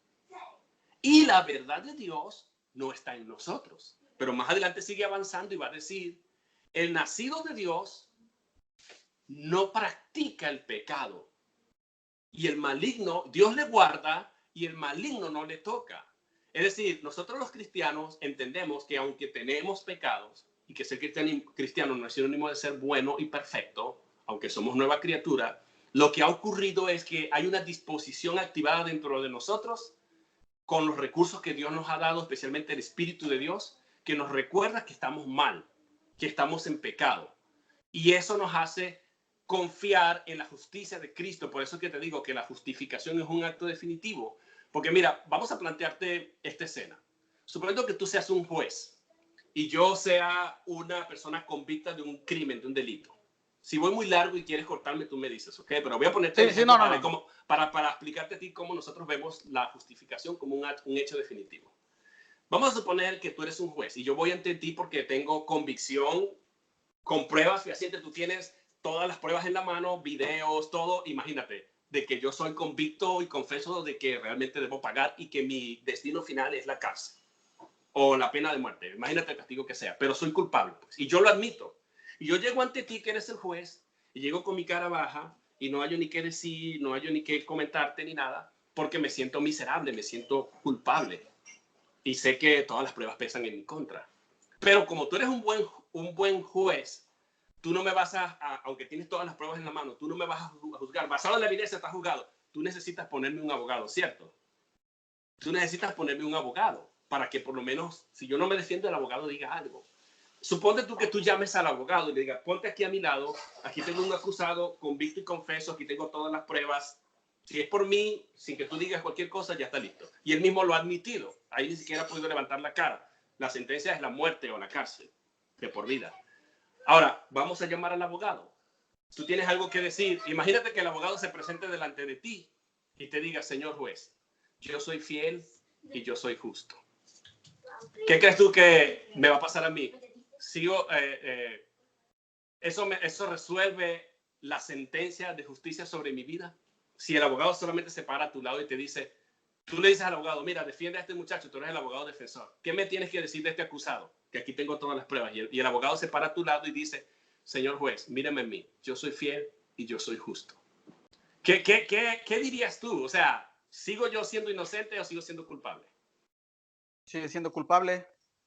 Ok, bueno, honestamente y basado en la evidencia bíblica, por eso yo te digo que la justificación es un acto definitivo, porque la carta de Juan, si tú le echas un ojazo, la primera carta especialmente, te vas a dar cuenta que precisamente, y puedes entender si la armonizamos con Romanos 5.1, tenemos paz para con Dios porque hemos sido justificados en voz pasiva. ¿Sabes lo que dice Juan? Juan dice, estas cosas les escribo para que no pequen. O sea, Juan tiene confianza y nos está exhortando como un medio de gracia para que nosotros no pequemos. Pero él sabe que eso es una demanda muy alta. O sea, yo no te puedo decir a ti no peques, Gibran, porque tú pecas. Ni tú me puedes decir a mí no peques, Winston, porque aunque yo sea pastor, sea teólogo y me estudie la Biblia y me conozca los 31.173 versículos de la Biblia Reina Valera, 1.169 capítulos, el griego, el hebreo, yo soy pecador. O sea, yo tengo pecado. Y Juan no nos quiere desengañar. Dice, no se engañen, ustedes pecan, ustedes están en pecado. Y dice, pero estas cosas que yo les escribo, por eso es que la palabra es medio de gracia. Estas cosas que yo les escribo, y lo que hace la palabra es hacernos hipersensibles al pecado. O sea, nosotros estamos más conscientes de la realidad del pecado que no ocurría antes de ser cristiano. Hay una disposición en nosotros. Entonces, él dice, estas cosas les escribo para que no pequen. Pero dice, pero si alguno pecare, ¿saben lo que dice Juan? Abogado tenemos para con el Padre a Jesucristo el justo. Y él es fiel y justo para perdonarlos. Entonces, notas tú que Juan dice, ¿qué pasa si alguno de ustedes peca? Yo le estoy poniendo una demanda. Estas cosas yo se les escribo ahí, no pequen, no pequen, no pequen. Pero ya saben, ustedes no pueden decir que no tienen pecado, porque el que dice eso está engañado a sí mismo. Pero vamos a suponer, yo te estoy diciendo no peque, y aquí tienes toda la herramienta para no pecar. El punto es, ¿qué pasa si pecas? Obviamente que vas a pecar. Él dice, tranquilo, no se preocupe, calm down, wait, espere, tengo una respuesta. Have an answer for you. ¿Sabes lo que tengo para ti? Descansen, porque el abogado de ustedes, Jesús, delante del Padre, Él es justo. Y la palabra es justo significa que Él fue, es y sigue siendo justo.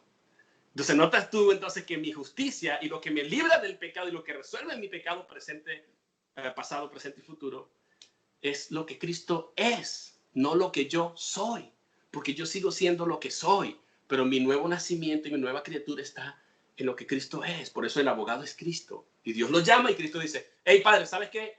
¿Tienes aquí a Winston o a Gibran? Ah, sí, ¿qué pasó? Cometió este grave pecado. Oh, sí. Ah, bueno, Padre, te tengo una noticia. Yo soy fiel y yo soy justo. Verdad. Entonces, tus méritos, lo que va a entender Juan es que los méritos de Cristo me son transferidos a mí y mis pecados son resueltos. ¿Entiendes lo que te quiero decir? Y de eso trata la carta de Juan, de este autor. Es complicado, pero es así como lo vemos nosotros. O sea, él no nos quiere desengañar. La realidad del pecado está allí, pero ustedes siguen siendo lo que son por lo que Cristo es. Y ahí está resuelto el problema. Y no significa que yo entonces tengo licencia para pecar, porque no quiero que me malinterpreten. Entonces yo voy y peco, ahorita voy a beberme una cerveza, voy a ir a adulterar y a fornicar y a todo esto. No. Yo creo que tú entiendes lo que te quiero decir. Sí, o sea, sí entiendo lo que me quieres decir y cómo lo pones a la luz de la palabra. Lo que no entiendo es que entonces tú lo que estás creyendo es que Dios puede perdonar pecados de los que no te arrepientes. Es que el punto es que los medios que Dios ha dejado, la palabra, el Espíritu Santo, los predicadores o las predicaciones, la oración y la iglesia, están allí como custodios, por decir algo, como medios de gracia, que me van a decir a mí, estás mal. O sea, yo te puedo decir, cuando yo era... No, por eso. O sea, por ejemplo, yo te voy a decir, pero déjame terminar la idea. Supone tú que yo no soy cristiano. Yo vivo mi vida licenciosa de pecado. Yo no estaba consciente de que estaba mal. Ahora que yo soy cristiano, mira, por ponerte un ejemplo, incluso castigando a mi hija un día, para ponerte un ejemplo práctico, no sé si me lo permites. Una vez yo estaba dormido, boca abierta en mi cama, y mi hija tenía apenas 2 o 3 años y pasó un carro de helado, un heladero enfrente. Y mi esposa paró el carro y le compró un helado. Yo seguí durmiendo. Y mi hija, contenta por el helado, salió corriendo a donde yo estaba para compartir su helado conmigo y me lo metió en la boca, yo dormido. ¿Tú te imaginas, Gibran, la reacción que yo tuve? Yo me levanté de ahí, yo digo, endemoniado, literalmente, enojadísimo. Y agarré a mi hija con todo lo que hice y la senté y le di una tremenda pela. Y le dije, tú no ves que yo estoy durmiendo, no sé. Pues en ese momento yo estaba medio dormido. Obviamente que hice una acción que estaba entre dormido y despierto. Y después me acosté para seguir durmiendo. ¿Y tú crees que pude dormir? Yo sentía dentro de mí que había hecho muy mal, a pesar de que fue algo casi que inconsciente. Y Dios me hacía saber por su palabra, o alguna voz como que me decía dentro de mí, necesitas buscar a tu hija, tirártele de rodillas, verla a los ojos y pedirle perdón. Y yo hice eso. Una cosa que es simple, que uno dice, eso es mi hija, a mí quién va a ver, nadie vio, pero Dios sí ve. Esa es la diferencia. Los cristianos, cuando nacemos, tenemos una hipersensibilidad. Estamos más conscientes del pecado que nunca. Y obviamente que eso es arrepentimiento, porque la palabra arrepentimiento, ¿cómo la entiendes tú? Ese es el punto. Arrepentirse es cambiar de dirección 180 grados. Vas en esta dirección, cambia para acá. Y eso es continuo, pero no en el sentido de que ahora voy, Señor, vuélveme. O sea, Señor, mira, aquí ya pequé, ahora necesito que me vuelvas a justificar porque perdí la justificación. Eso no es lo que nosotros... No. O sea, la justificación no se pierde por eso. Por eso, pero yo yo estoy vestido de justicia por Cristo y yo mismo me desvisto. Pero como no depende de mí, o sea, el punto aquí, Gibran, es este. Dios me salvó. Cristo me salvó. Punto. No está intentando salvarme. Cristo me redimió. Punto. Esas son palabras fuertes en la Biblia. No está intentando redimirme. O sea, Él no hace al cristiano, al creyente, salvable o redimible, que en tu teología es lo que yo estoy viendo, en la teología católica. O sea, el hombre es salvable y redimible. Cristo no salvó completamente y perfectamente, sino que medio salvó o deficientemente salvó o hizo una parte, pero el hombre, ahí tú hablas del numeral anterior, del 1993, establece cooperación entre Dios y la libertad del hombre. O sea, Dios hace un 50%, el hombre es un 50%. ¿Cuántos salvadores tenemos entonces? Te devuelvo la pregunta. ¿2 salvadores? Eso es sinergismo. O sea, imagínate que yo no pueda, que yo no quiera. No, tú no vas a hacer nada. Pero está decretado por Dios. ¿Puedo yo forzar el decreto de Dios, la voluntad decretiva de Dios si Dios quiere salvarme como elegido? Si soy elegido de Dios, como dice Agustín aquí, ¿tú crees que el cielo y la tierra pasará, pero mi justificación, si soy elegido por Dios y mi salvación la voy a perder?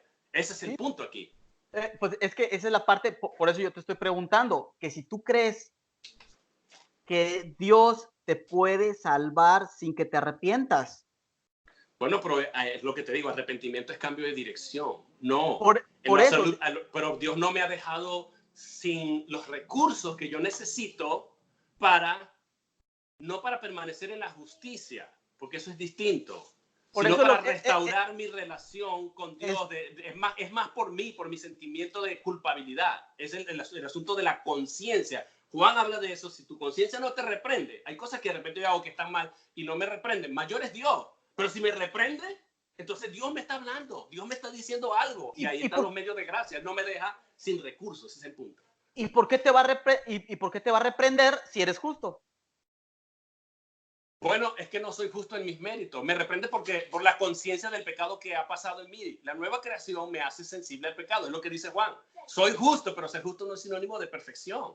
Es lo que te digo. Pero Cristo sí es absolutamente perfecto. Porque se supone, es lo que te dije, la voz media. La voz media en el griego cuando le dice, sé santo porque yo soy santo. El Dios no te puede decir a ti, sé santo. Escúchame esto, en la voz media. Dios no te puede decir a ti, sé santo porque yo soy santo sin darte un recurso para que tú puedas hacerlo. Eso es la gracia. Y por eso es voz media. O sea, ahí Dios hace una cosa y yo hago otra. O sea, ahí sí es cooperativo. Es cooperativo la santificación. Dios me dice, sé santo. Es porque Él ha compartido, como dice el mismo catecismo aquí, lo dice el apóstol Pedro, Dios nos ha hecho partícipe de su naturaleza divina. No dice que nos ha puesto su naturaleza divina en un estado de perfección como Cristo, sino que nos ha hecho partícipe. ¿Y qué pasa si, pero vamos a suponer un creyente que no se arrepienta? ¿Tú crees que se pierde un creyente que no se logra? Vamos a suponer que yo esté pecando. Como me dijo alguien ayer que me hizo una pregunta, mis temas son así candentes, ¿no? esa es mi pregunta, es Ajá, por ahí. imagínate que alguien está en un burdel. Voy a ponerte la pregunta que alguien me hizo. Si alguien está en un burdel y en ese momento se arma un tiroteo y esa persona murió, no le dio tiempo a arrepentirse. ¿Se perdió, se condenó, se fue al infierno esa persona? ¿Me dejas hacer la pregunta más difícil todavía? Ok, dale. Porque esa pregunta se le hicieron a este, ¿cómo se llama este señor? Ya no me acuerdo cómo se llama. Pero le preguntaron si podía, si una persona que se suicida puede ir al cielo. Es que el punto es que yo no puedo conocer el corazón de una persona, ni la mente de una persona, para yo poder Pero Dios, juzgar. no, Pero pero es que Dios sí sabe. por eso, pero si ya se justificó, pues entonces, Pero aquí está el punto. Yo te voy a responder a eso. Vamos, mira cómo nosotros entendemos esto. Como nosotros vemos el pecado elevado a la perspectiva de Dios, cuando tú te mueras, yo te puedo asegurar por la Biblia que tanto tú como yo, cuando nos muramos, nos vamos a morir en pecado. Porque no hay tal realidad de que el pecado en algún momento yo me desprendí totalmente del pecado. De lo contrario, contradecimos la Biblia. Porque la Biblia dice en Romanos 8:22 que nosotros aguardamos y esperamos por el Espíritu que mora en nosotros, que es las arras o el adelanto, el down payment, la garantía de que Dios me va a poseer como herencia suya definitiva, que es la compra definitiva. Él dio un down payment, un pago por adelantado. Ya se me está descargando el teléfono. Pero sí. Dios, Pablo dice que por el Espíritu que está en nosotros, nosotros gemimos dentro de nosotros. El cristiano vive gimiendo, el verdadero nacido de No, Dios. sí. Pero voy a esto porque no quiero terminar la idea, o sea, romperla. Ahora, el cristiano gime mientras espera la redención de su cuerpo. O sea, su parte espiritual está resuelta. La justificación es la justificación de la parte espiritual del hombre. Pero su redención en su cuerpo no se ha completado mientras esperamos la adopción, la redención del cuerpo. Entonces, mientras la redención del cuerpo no haya ocurrido, lo único que nos queda a nosotros es gemir, y por eso vivimos continuamente en un estado de arrepentimiento por los medios de gracia que Dios nos ha dado.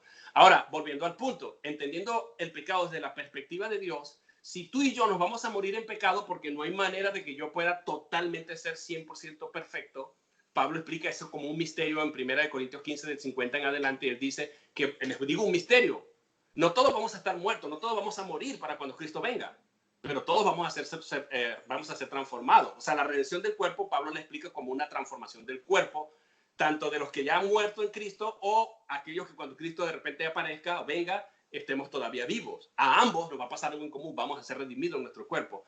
Esa es la consumación de la redención.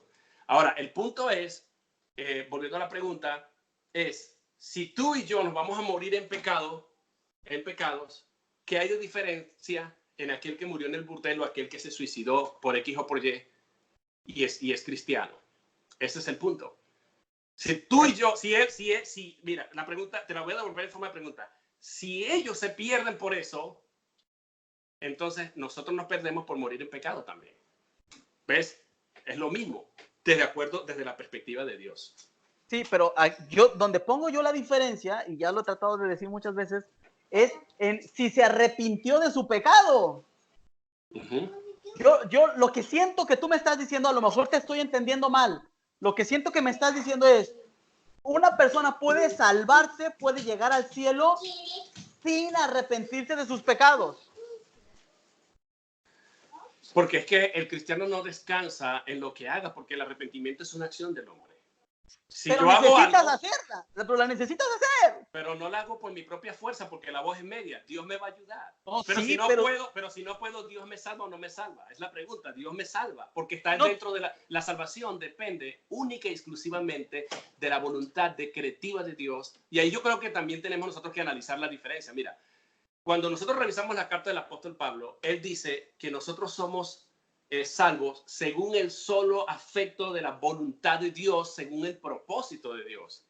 Entonces, si la voluntad de Dios, fíjate lo que dice Romanos 8:28, a los que antes conoció, a estos también llamó, predestinó, y a los que predestinó, a estos también llamó, y a estos que llamó también justificó, y a estos que justificó también glorificó. Los teólogos reformados llamamos a esto la cadena de oro de la redención.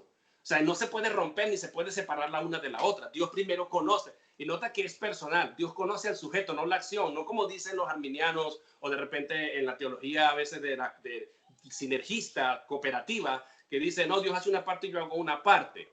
Y Dios me elige si yo decido. No, no, no. Primero Dios te ve.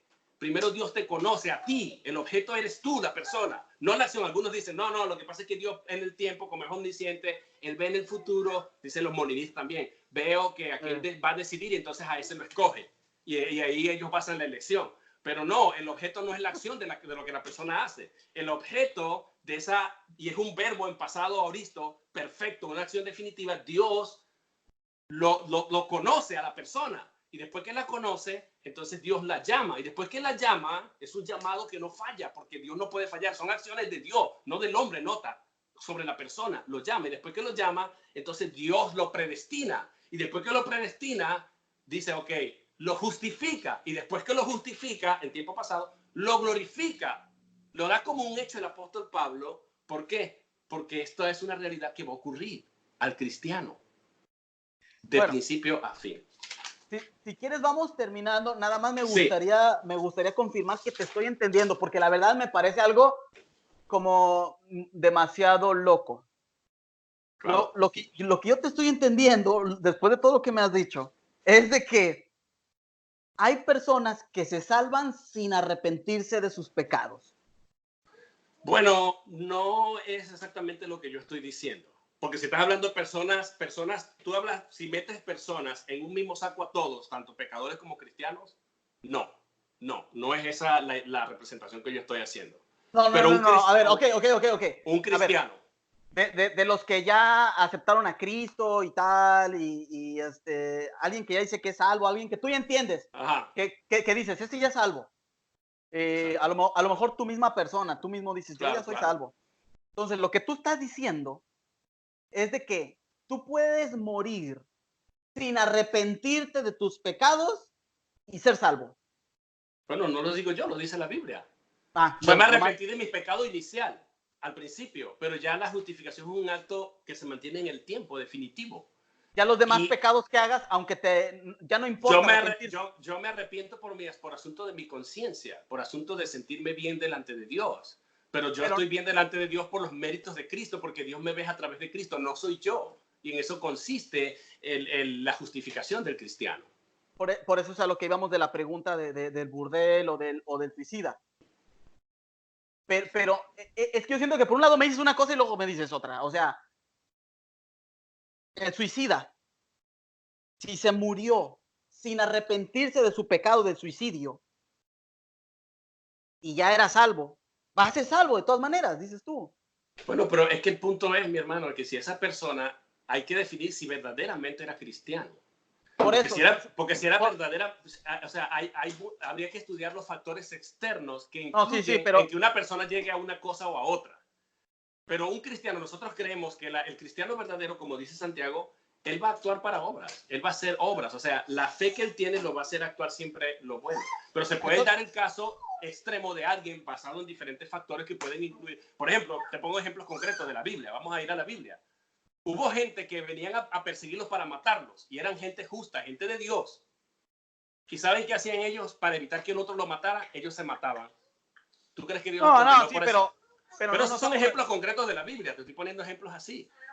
Sí, pero a ver, es que ponemos el ejemplo como para entender el pecado. O sea, al final parece que me dices que sí, pero al final no lo afirmas. O sea, no, yo te lo afirmo en ese sentido, porque el punto es, cuando tú te mueras, tú te vas a morir arrepentido. Tú imagínate, me falta un minuto para morir, sé que me voy a morir. Si yo supiera que me voy a morir, cuándo me voy a morir, dónde me voy a morir, cómo me voy a morir, me arrepiento en el momento para salvarme. Entonces la salvación depende de mí, no de Dios. Entonces es mentira que Dios me salvó. Soy salvable, pero no salvado. Soy redimible, pero no redimido. Y ahí es donde está el problema, el meollo del asunto. Pero ponte el ejemplo, ¿ves el ejemplo que te estoy dando? Entonces sí te estoy entendiendo bien en el sentido que tú dices, una persona que ya es salva, una persona que ya Dios salvó, aunque peque y no se arrepienta, va a ser salva. Ok, te voy a devolver ahora la pregunta. Te voy a hacer una pregunta. Sí, yo creo eso, pero te lo voy a devolver en forma de pregunta. Yo creo eso porque en el tema de la salvación o de la justificación del hombre está involucrada están involucrados los atributos de Dios. Número uno, el atributo de omnisciencia. Dios todo lo sabe. ¿Tú crees que cuando Dios te escogió a ti o quiso depositar sobre ti su gracia para que tú respondieras a su llamado efectivo, tú crees que Dios no sabía tu futuro? ¿Sí o no? ¿Tú crees que Dios sabía lo que tú ibas a hacer? Incluso si te ibas a suicidar, si tú te ibas a ir a un burdel o si ibas a pecar en el futuro. Sí.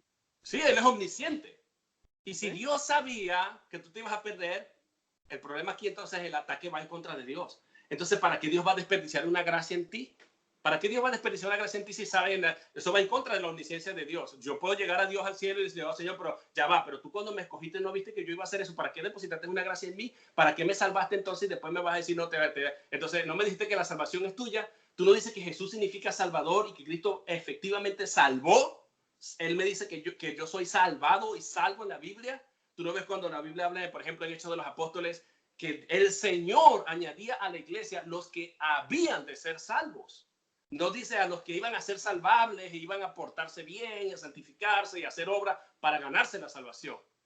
No, los añadía a los que ya iban a ser salvos. Y por eso no encuentro solución a la contradicción tuya. Dice, no, Dios dice, yo ya te salvé, pero ahora decides tú salvarte. No, arrepiéntete. No, No, pero tú me dijiste así, ahora te toca, me lo dijiste, está grabado. Me dijiste que te tienes que pero arrepiéntete, pero entonces quiere decir, entonces yo no te salvé nada. Yo no te salvé, porque si Dios te salvó, o te salvó o no te salvó. ¿Es definitivo la acción o no?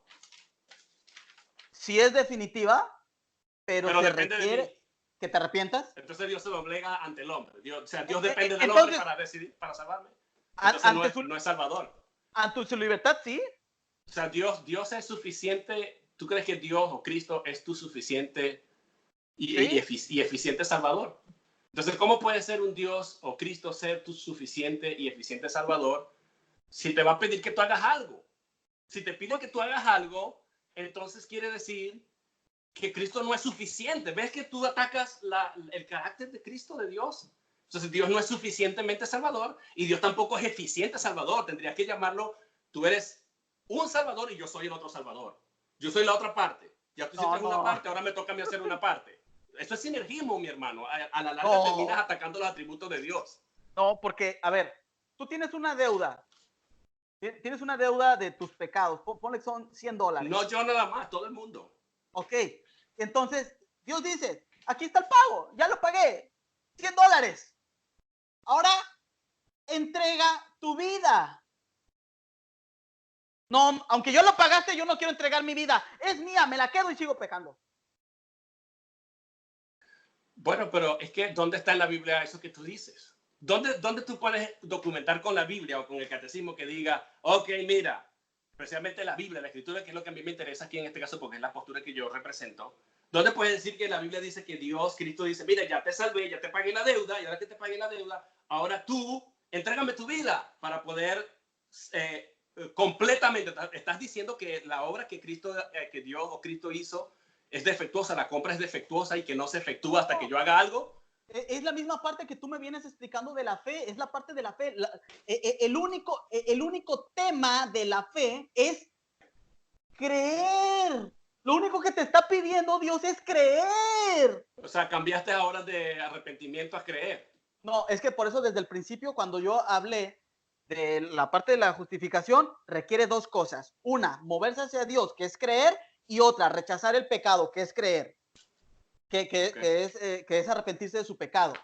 Entonces, se requieren las dos cosas, es avanzar y el arrepentimiento. No me vas a decir que en la Biblia no se nos pide el arrepentimiento. No, pero ya saltaste de otro tema porque me dijiste que Dios dice, ok, te salvé, compré todo, te resolví todos los problemas de tus pecados, entonces Dios me está mintiendo. Ahora tú, entrégame tu vida para que se efectúe. O hiciste la compra o no la hiciste, me redimiste o no me redimiste, me salvaste o no me salvaste. ¿Cómo es la cosa, Señor? No, es que yo no soy suficientemente poderoso. Ahí atacas el atributo de omnipotencia de Dios. No soy suficientemente poderoso, nada más mi límite es solamente el poder comprar tus pecados. Pero ahora el problema es que tú tienes que hacer algo. Y ahí está el problema. Tienes que creer. Es que creer es una acción. Ya creíste. Y creer es una acción, es una cualidad, mi hermano. Por eso dice en Juan 3:16, de tal manera amó Dios al mundo que ha dado su Hijo unigénito para que todo aquel que en él cree, en el griego tiene la idea de que ese en él cree, se va a mantener creyendo, la cualidad no se pierde, es que cree, continúa creyendo hasta el presente, por eso es activo, activa la voz, es una voz activa y continuativa, no es una acción de que en algún momento va a dejar de creer, porque yo ahora cuando creo en lo que Cristo hizo. ¿En qué crees tú? ¿Crees en lo que Cristo hizo? ¿Crees en lo que Cristo es? Pero entonces, ¿tú crees que cuando una persona empieza a creer, que dice, creo, ya nunca va a dejar de creer? O sea, bueno, no puede dejar de creer nunca ya. Si dejas de creer, mi hermano, nunca entonces ocurrió verdaderamente en la regeneración, la nueva criatura. O se puede revertir la nueva creación. Se puede revertir la justificación. Se puede revertir el sello del Espíritu Santo. Un sello es algo indeleble. Y dice que fuimos sellados con la promesa del Espíritu Santo hasta el día de la redención. O sea, se va a revertir todo eso. Hay 26 cosas que le suceden al cristiano que responde al llamado del evangelio efectivo de Dios. Y una vez que esa persona es regenerada, es nueva criatura, todo eso, ¿se va a perder todo eso que Dios hizo en esa persona? Ese es el punto. ¿Ves todo lo que te estoy diciendo? Quiero moverme con una pregunta porque ya nos quedamos mucho en esto y cerramos, ¿te parece? Sí, eso, es que ya quisiera ir cerrando porque ya tenemos que... Tú dijiste, esta parte sí para mí es muy importante porque esto es esencial en el calvinismo. Nosotros creemos que Dios no salva a todos los hombres, sino que salva a sus elegidos, como dice muy bien aquí el catecismo que la desarrolló toda esa teología Agustín de Hipona. Y él dice que Dios salva perfectamente. Ahora, vea, la pregunta es, tú dices que Dios murió por todos los hombres. Si Dios murió por todos los pecados, ¿tú crees eso, no? Que Dios murió por todos los pecados de todos los hombres. Me estás preguntando si... O sea, Dios murió por los pecados de todas las personas del mundo. Sí, yo creo eso. O sea, Cristo es el salvador de todas las personas del mundo. Sí. Okay. Independientemente de que ellos se arrepientan o no se arrepientan. Es que pues esa es la diferencia que tenemos tú y yo en la cuestión del pecado. O sea, yo, y tú sabes que esa es la diferencia entre calvinistas y católicos. O sea, incluso con arminianos. O sea, al final de cuentas, nosotros creemos que Dios murió por los pecados de todos. Pero van a ser salvos los que se arrepientan, los que no se arrepientan, no. Ok, ahora voy, ok, eso era más o menos la base para yo poder entender tu posición y sí. Ahora hacerte la pregunta. La pregunta es esta. Si Cristo murió, ya me quedan 10 minutos, si Cristo murió, 10 de carga, si Cristo murió por los pecados de todos y los redimió y logró eso en la cruz del Calvario por todos los seres humanos del mundo, la pregunta es, ¿sobre qué base legal, como sea, Dios va a juzgar otra vez los pecados de aquellos que no responden en arrepentimiento a Él? ¿Cuál base Dios va a usar? Vamos a suponer que yo no recibí a Cristo, pero Cristo murió por mí en la cruz, de acuerdo a tu teología. Pero yo no quise nada con Cristo, yo no me arrepentí, yo no creí. Pero yo me morí. Y llega el juicio final y Dios me dice, ay, Wistico, ¿sabes una cosa? Te vas para el infierno. Y yo le digo, Señor, ¿por qué? No, porque mi hijo murió por ti en la cruz y tú no te arrepentiste. Ok, pero ¿qué logró Cristo en la cruz? Le pregunto yo. Redención y salvación. Ok, pero si Cristo me salvó y Él murió por mis pecados, porque la muerte de Cristo es sustituta, yo creo que tú crees eso. Cristo es la muerte de Cristo muere en mi lugar. Si Cristo murió por mí en mi lugar, bueno, Señor, pero Cristo no murió por mí, ¿por qué me pides que yo haga algo? ¿Qué base va a usar Dios para juzgarme? ¿O es que Dios me va a condenar por mis pecados dos veces? Una cuando condenó a Cristo en la cruz y otra cuando me condené a mí por no haberme arrepentido o no haber creído. O resolvemos el problema con el universalismo. Dios salva a todo el mundo, no importa lo que hagan, bailen y toquen platillos y todo el mundo es salvo, como dicen los universalistas. ¿Qué me dices de eso? No, bueno, es que creo que es un tema más largo. Nosotros, los católicos, como lo vemos, no es que Dios efectivamente mande a la persona al infierno, sino que la persona es la que decide rechazar a Dios. Pero Cristo murió en sustitución por el pecado de esa persona. Te devuelvo la pregunta. Si Cristo murió en sustitución por los pecados de esa persona y aplacó la ira de Dios para todo el mundo, para toda persona del mundo, ¿cómo esta persona del mundo que no respondió en arrepentimiento y libremente no escogió a Dios, esa persona, cuál va a ser la base para Dios decir, te vas al infierno por tus pecados? ¿Tú no crees que esa persona se puede levantar y decir, ya va, pero Cristo no fue mi sustituto, Él no murió por mis pecados? Pero es que la parte que te digo, al final de cuentas, nosotros como lo vemos, no es así como tú lo estás mencionando. Me parece, es un tema largo, no sé si te gustaría dejarlo para otra ocasión, pero básicamente, así como haciendo como un resumen, eh, lo, que, lo que se te va a decir, lo que se te va a preguntar, tú a la hora durante tu vida, tú decidiste por tus pecados. Ok, listo. Entonces Entonces, Dios, dame un segundo, dame un segundo. Tú decidiste por tus pecados y, ok, y a final de cuentas, tú decidiste también si te arrepentías por ellos o no. Entonces, si te arrepentías, bueno, pues entonces aquí está Cristo que ha dado el pago por ti. Pero si tú no te arrepientes, el tema de no arrepentirse del pecado pasa por el asunto del deseo del pecado. La parte que tú decías de cómo los pecados, si había pecados mayores o chiquitos, ¿no? ujú. Pero si te fijas, el tema del pecado no está en si es grande o chiquito, sino que si el hombre desea, quiere el pecado. Ok, sí, pero yo creo que no tuve que quitarme esto porque ya no se me está acabando aquí. Yo creo, ¿me escuchas? Sí te escucho, Ok, lo que no ok. sé Yo es cómo creo en un corto que tiempo la explicarlo. pregunta no ha sido respondida, pero está bien. Si quieres, cerramos acá. El punto es, el punto es, Gibran, que entonces Dios, el sacrificio de Cristo no fue perfecto por esa persona y no murió en sustitución por todos. Entonces tuvo que estar limitado a algún lado. Porque Ok, estás limitando entonces el poder de Dios y finalmente esa persona está pagando dos veces por sus pecados. O sea, Cristo pagó por él y ahora a él le toca volver a pagar. Entonces Dios condena el pecado dos veces. Es un concepto extraño en la Biblia. sí, Ese es el punto. nada más déjame terminar. Lo que yo sí creo efectivamente, y me gustaría que quedara grabado, que el que no se decide por Cristo y el que no se arrepiente, no puede apropiarse de eso que Dios ha hecho por él. Ya va, no te escuché, Gibran. Vuélveme, ya espérate que vuelva a conectar esto. Vuélveme a decir, me dijiste. Sí, que la persona que no cree en lo que Cristo hizo por él y que no se arrepiente de sus pecados, no puede beneficiarse de, de la justificación. Entonces Cristo no murió por esa persona entonces. O sea, es mentira que Cristo murió en sustitución por esa persona.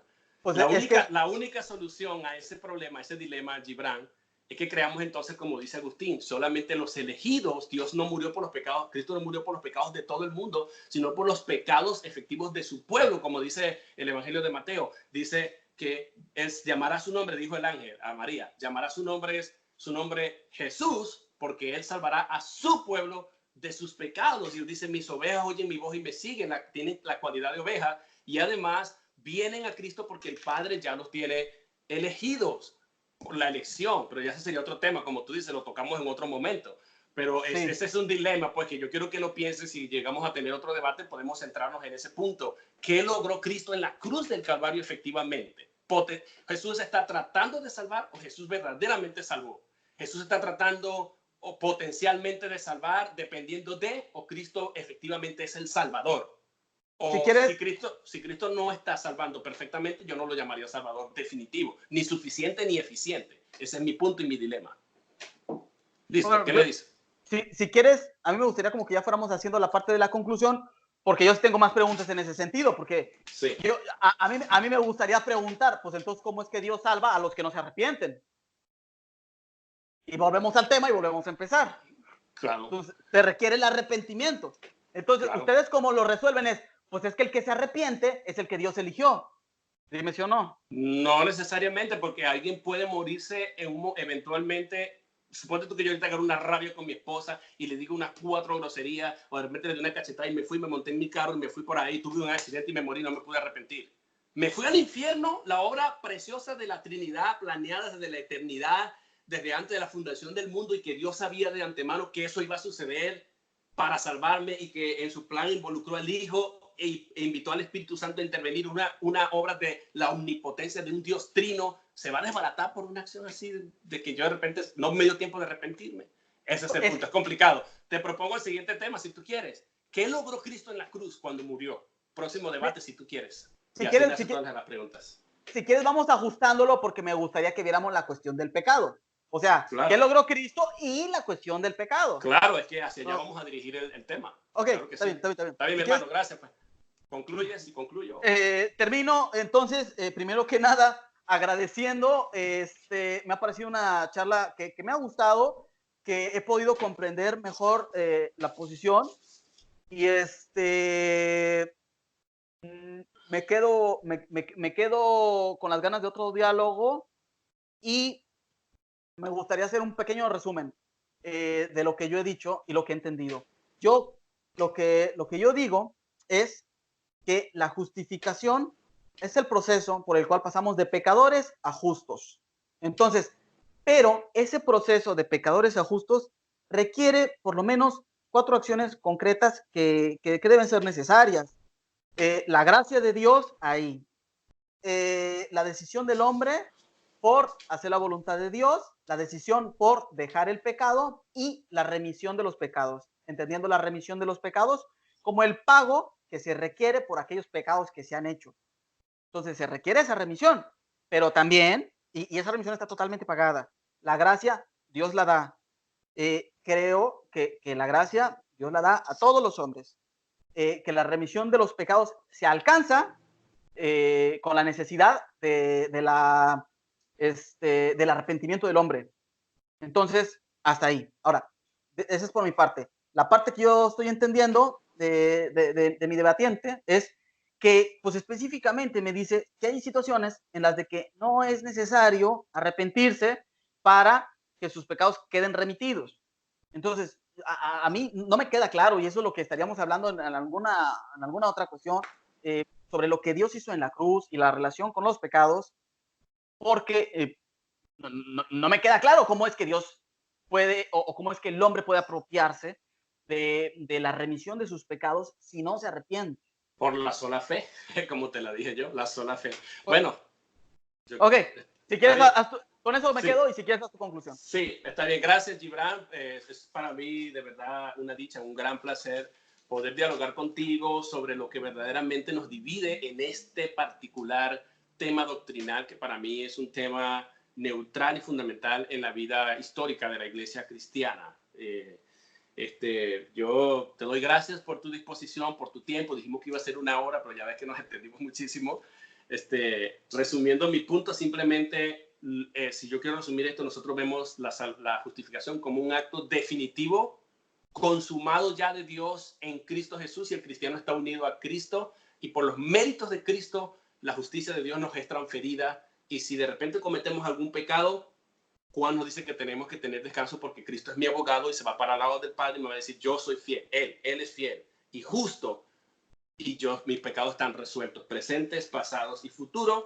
He entendido por lo que ha dicho Gibran que la justificación es un proceso y es algo cooperativo entre Dios y el hombre, es decir, una especie de sinergia. Si Dios hace una parte, pero yo hago una parte, cuyo problema que yo veo es que entonces Dios no es mi suficiente y eficiente Salvador, y no podría llamarse verdaderamente Salvador, sino un medio Salvador o un deficiente Salvador, y yo hago la otra parte, o sencillamente lo veo yo, no, a lo mejor estoy equivocado, según lo que entiendo, es que como que hay dos Salvadores. Cristo por su parte hace una cosa, pero luego yo hago otra cosa, y en el asunto de los pecados, y con esto cierro, yo veo que si Cristo en verdad murió en la cruz como sustitución por mis pecados, y yo no me arrepentí, ¿cuál es la base entonces? Y es la pregunta que queda pendiente para el próximo debate, y yo invito a la audiencia a que juzgue y escuchen. No quiero decir que todos los suicidas se salvan, así sean cristianos, y que todo esto, porque yo creo que el verdadero cristiano tiene que mostrar el fruto y que obra por la fe genuina que tiene. O sea, la fe no es una fe más obra, sino una fe que obra. Bendiciones y gracias por seguirnos en esta transmisión. Estará muy pronto vigente en ambos canales. Hasta luego. Ok, le voy a cortar entonces. Sí.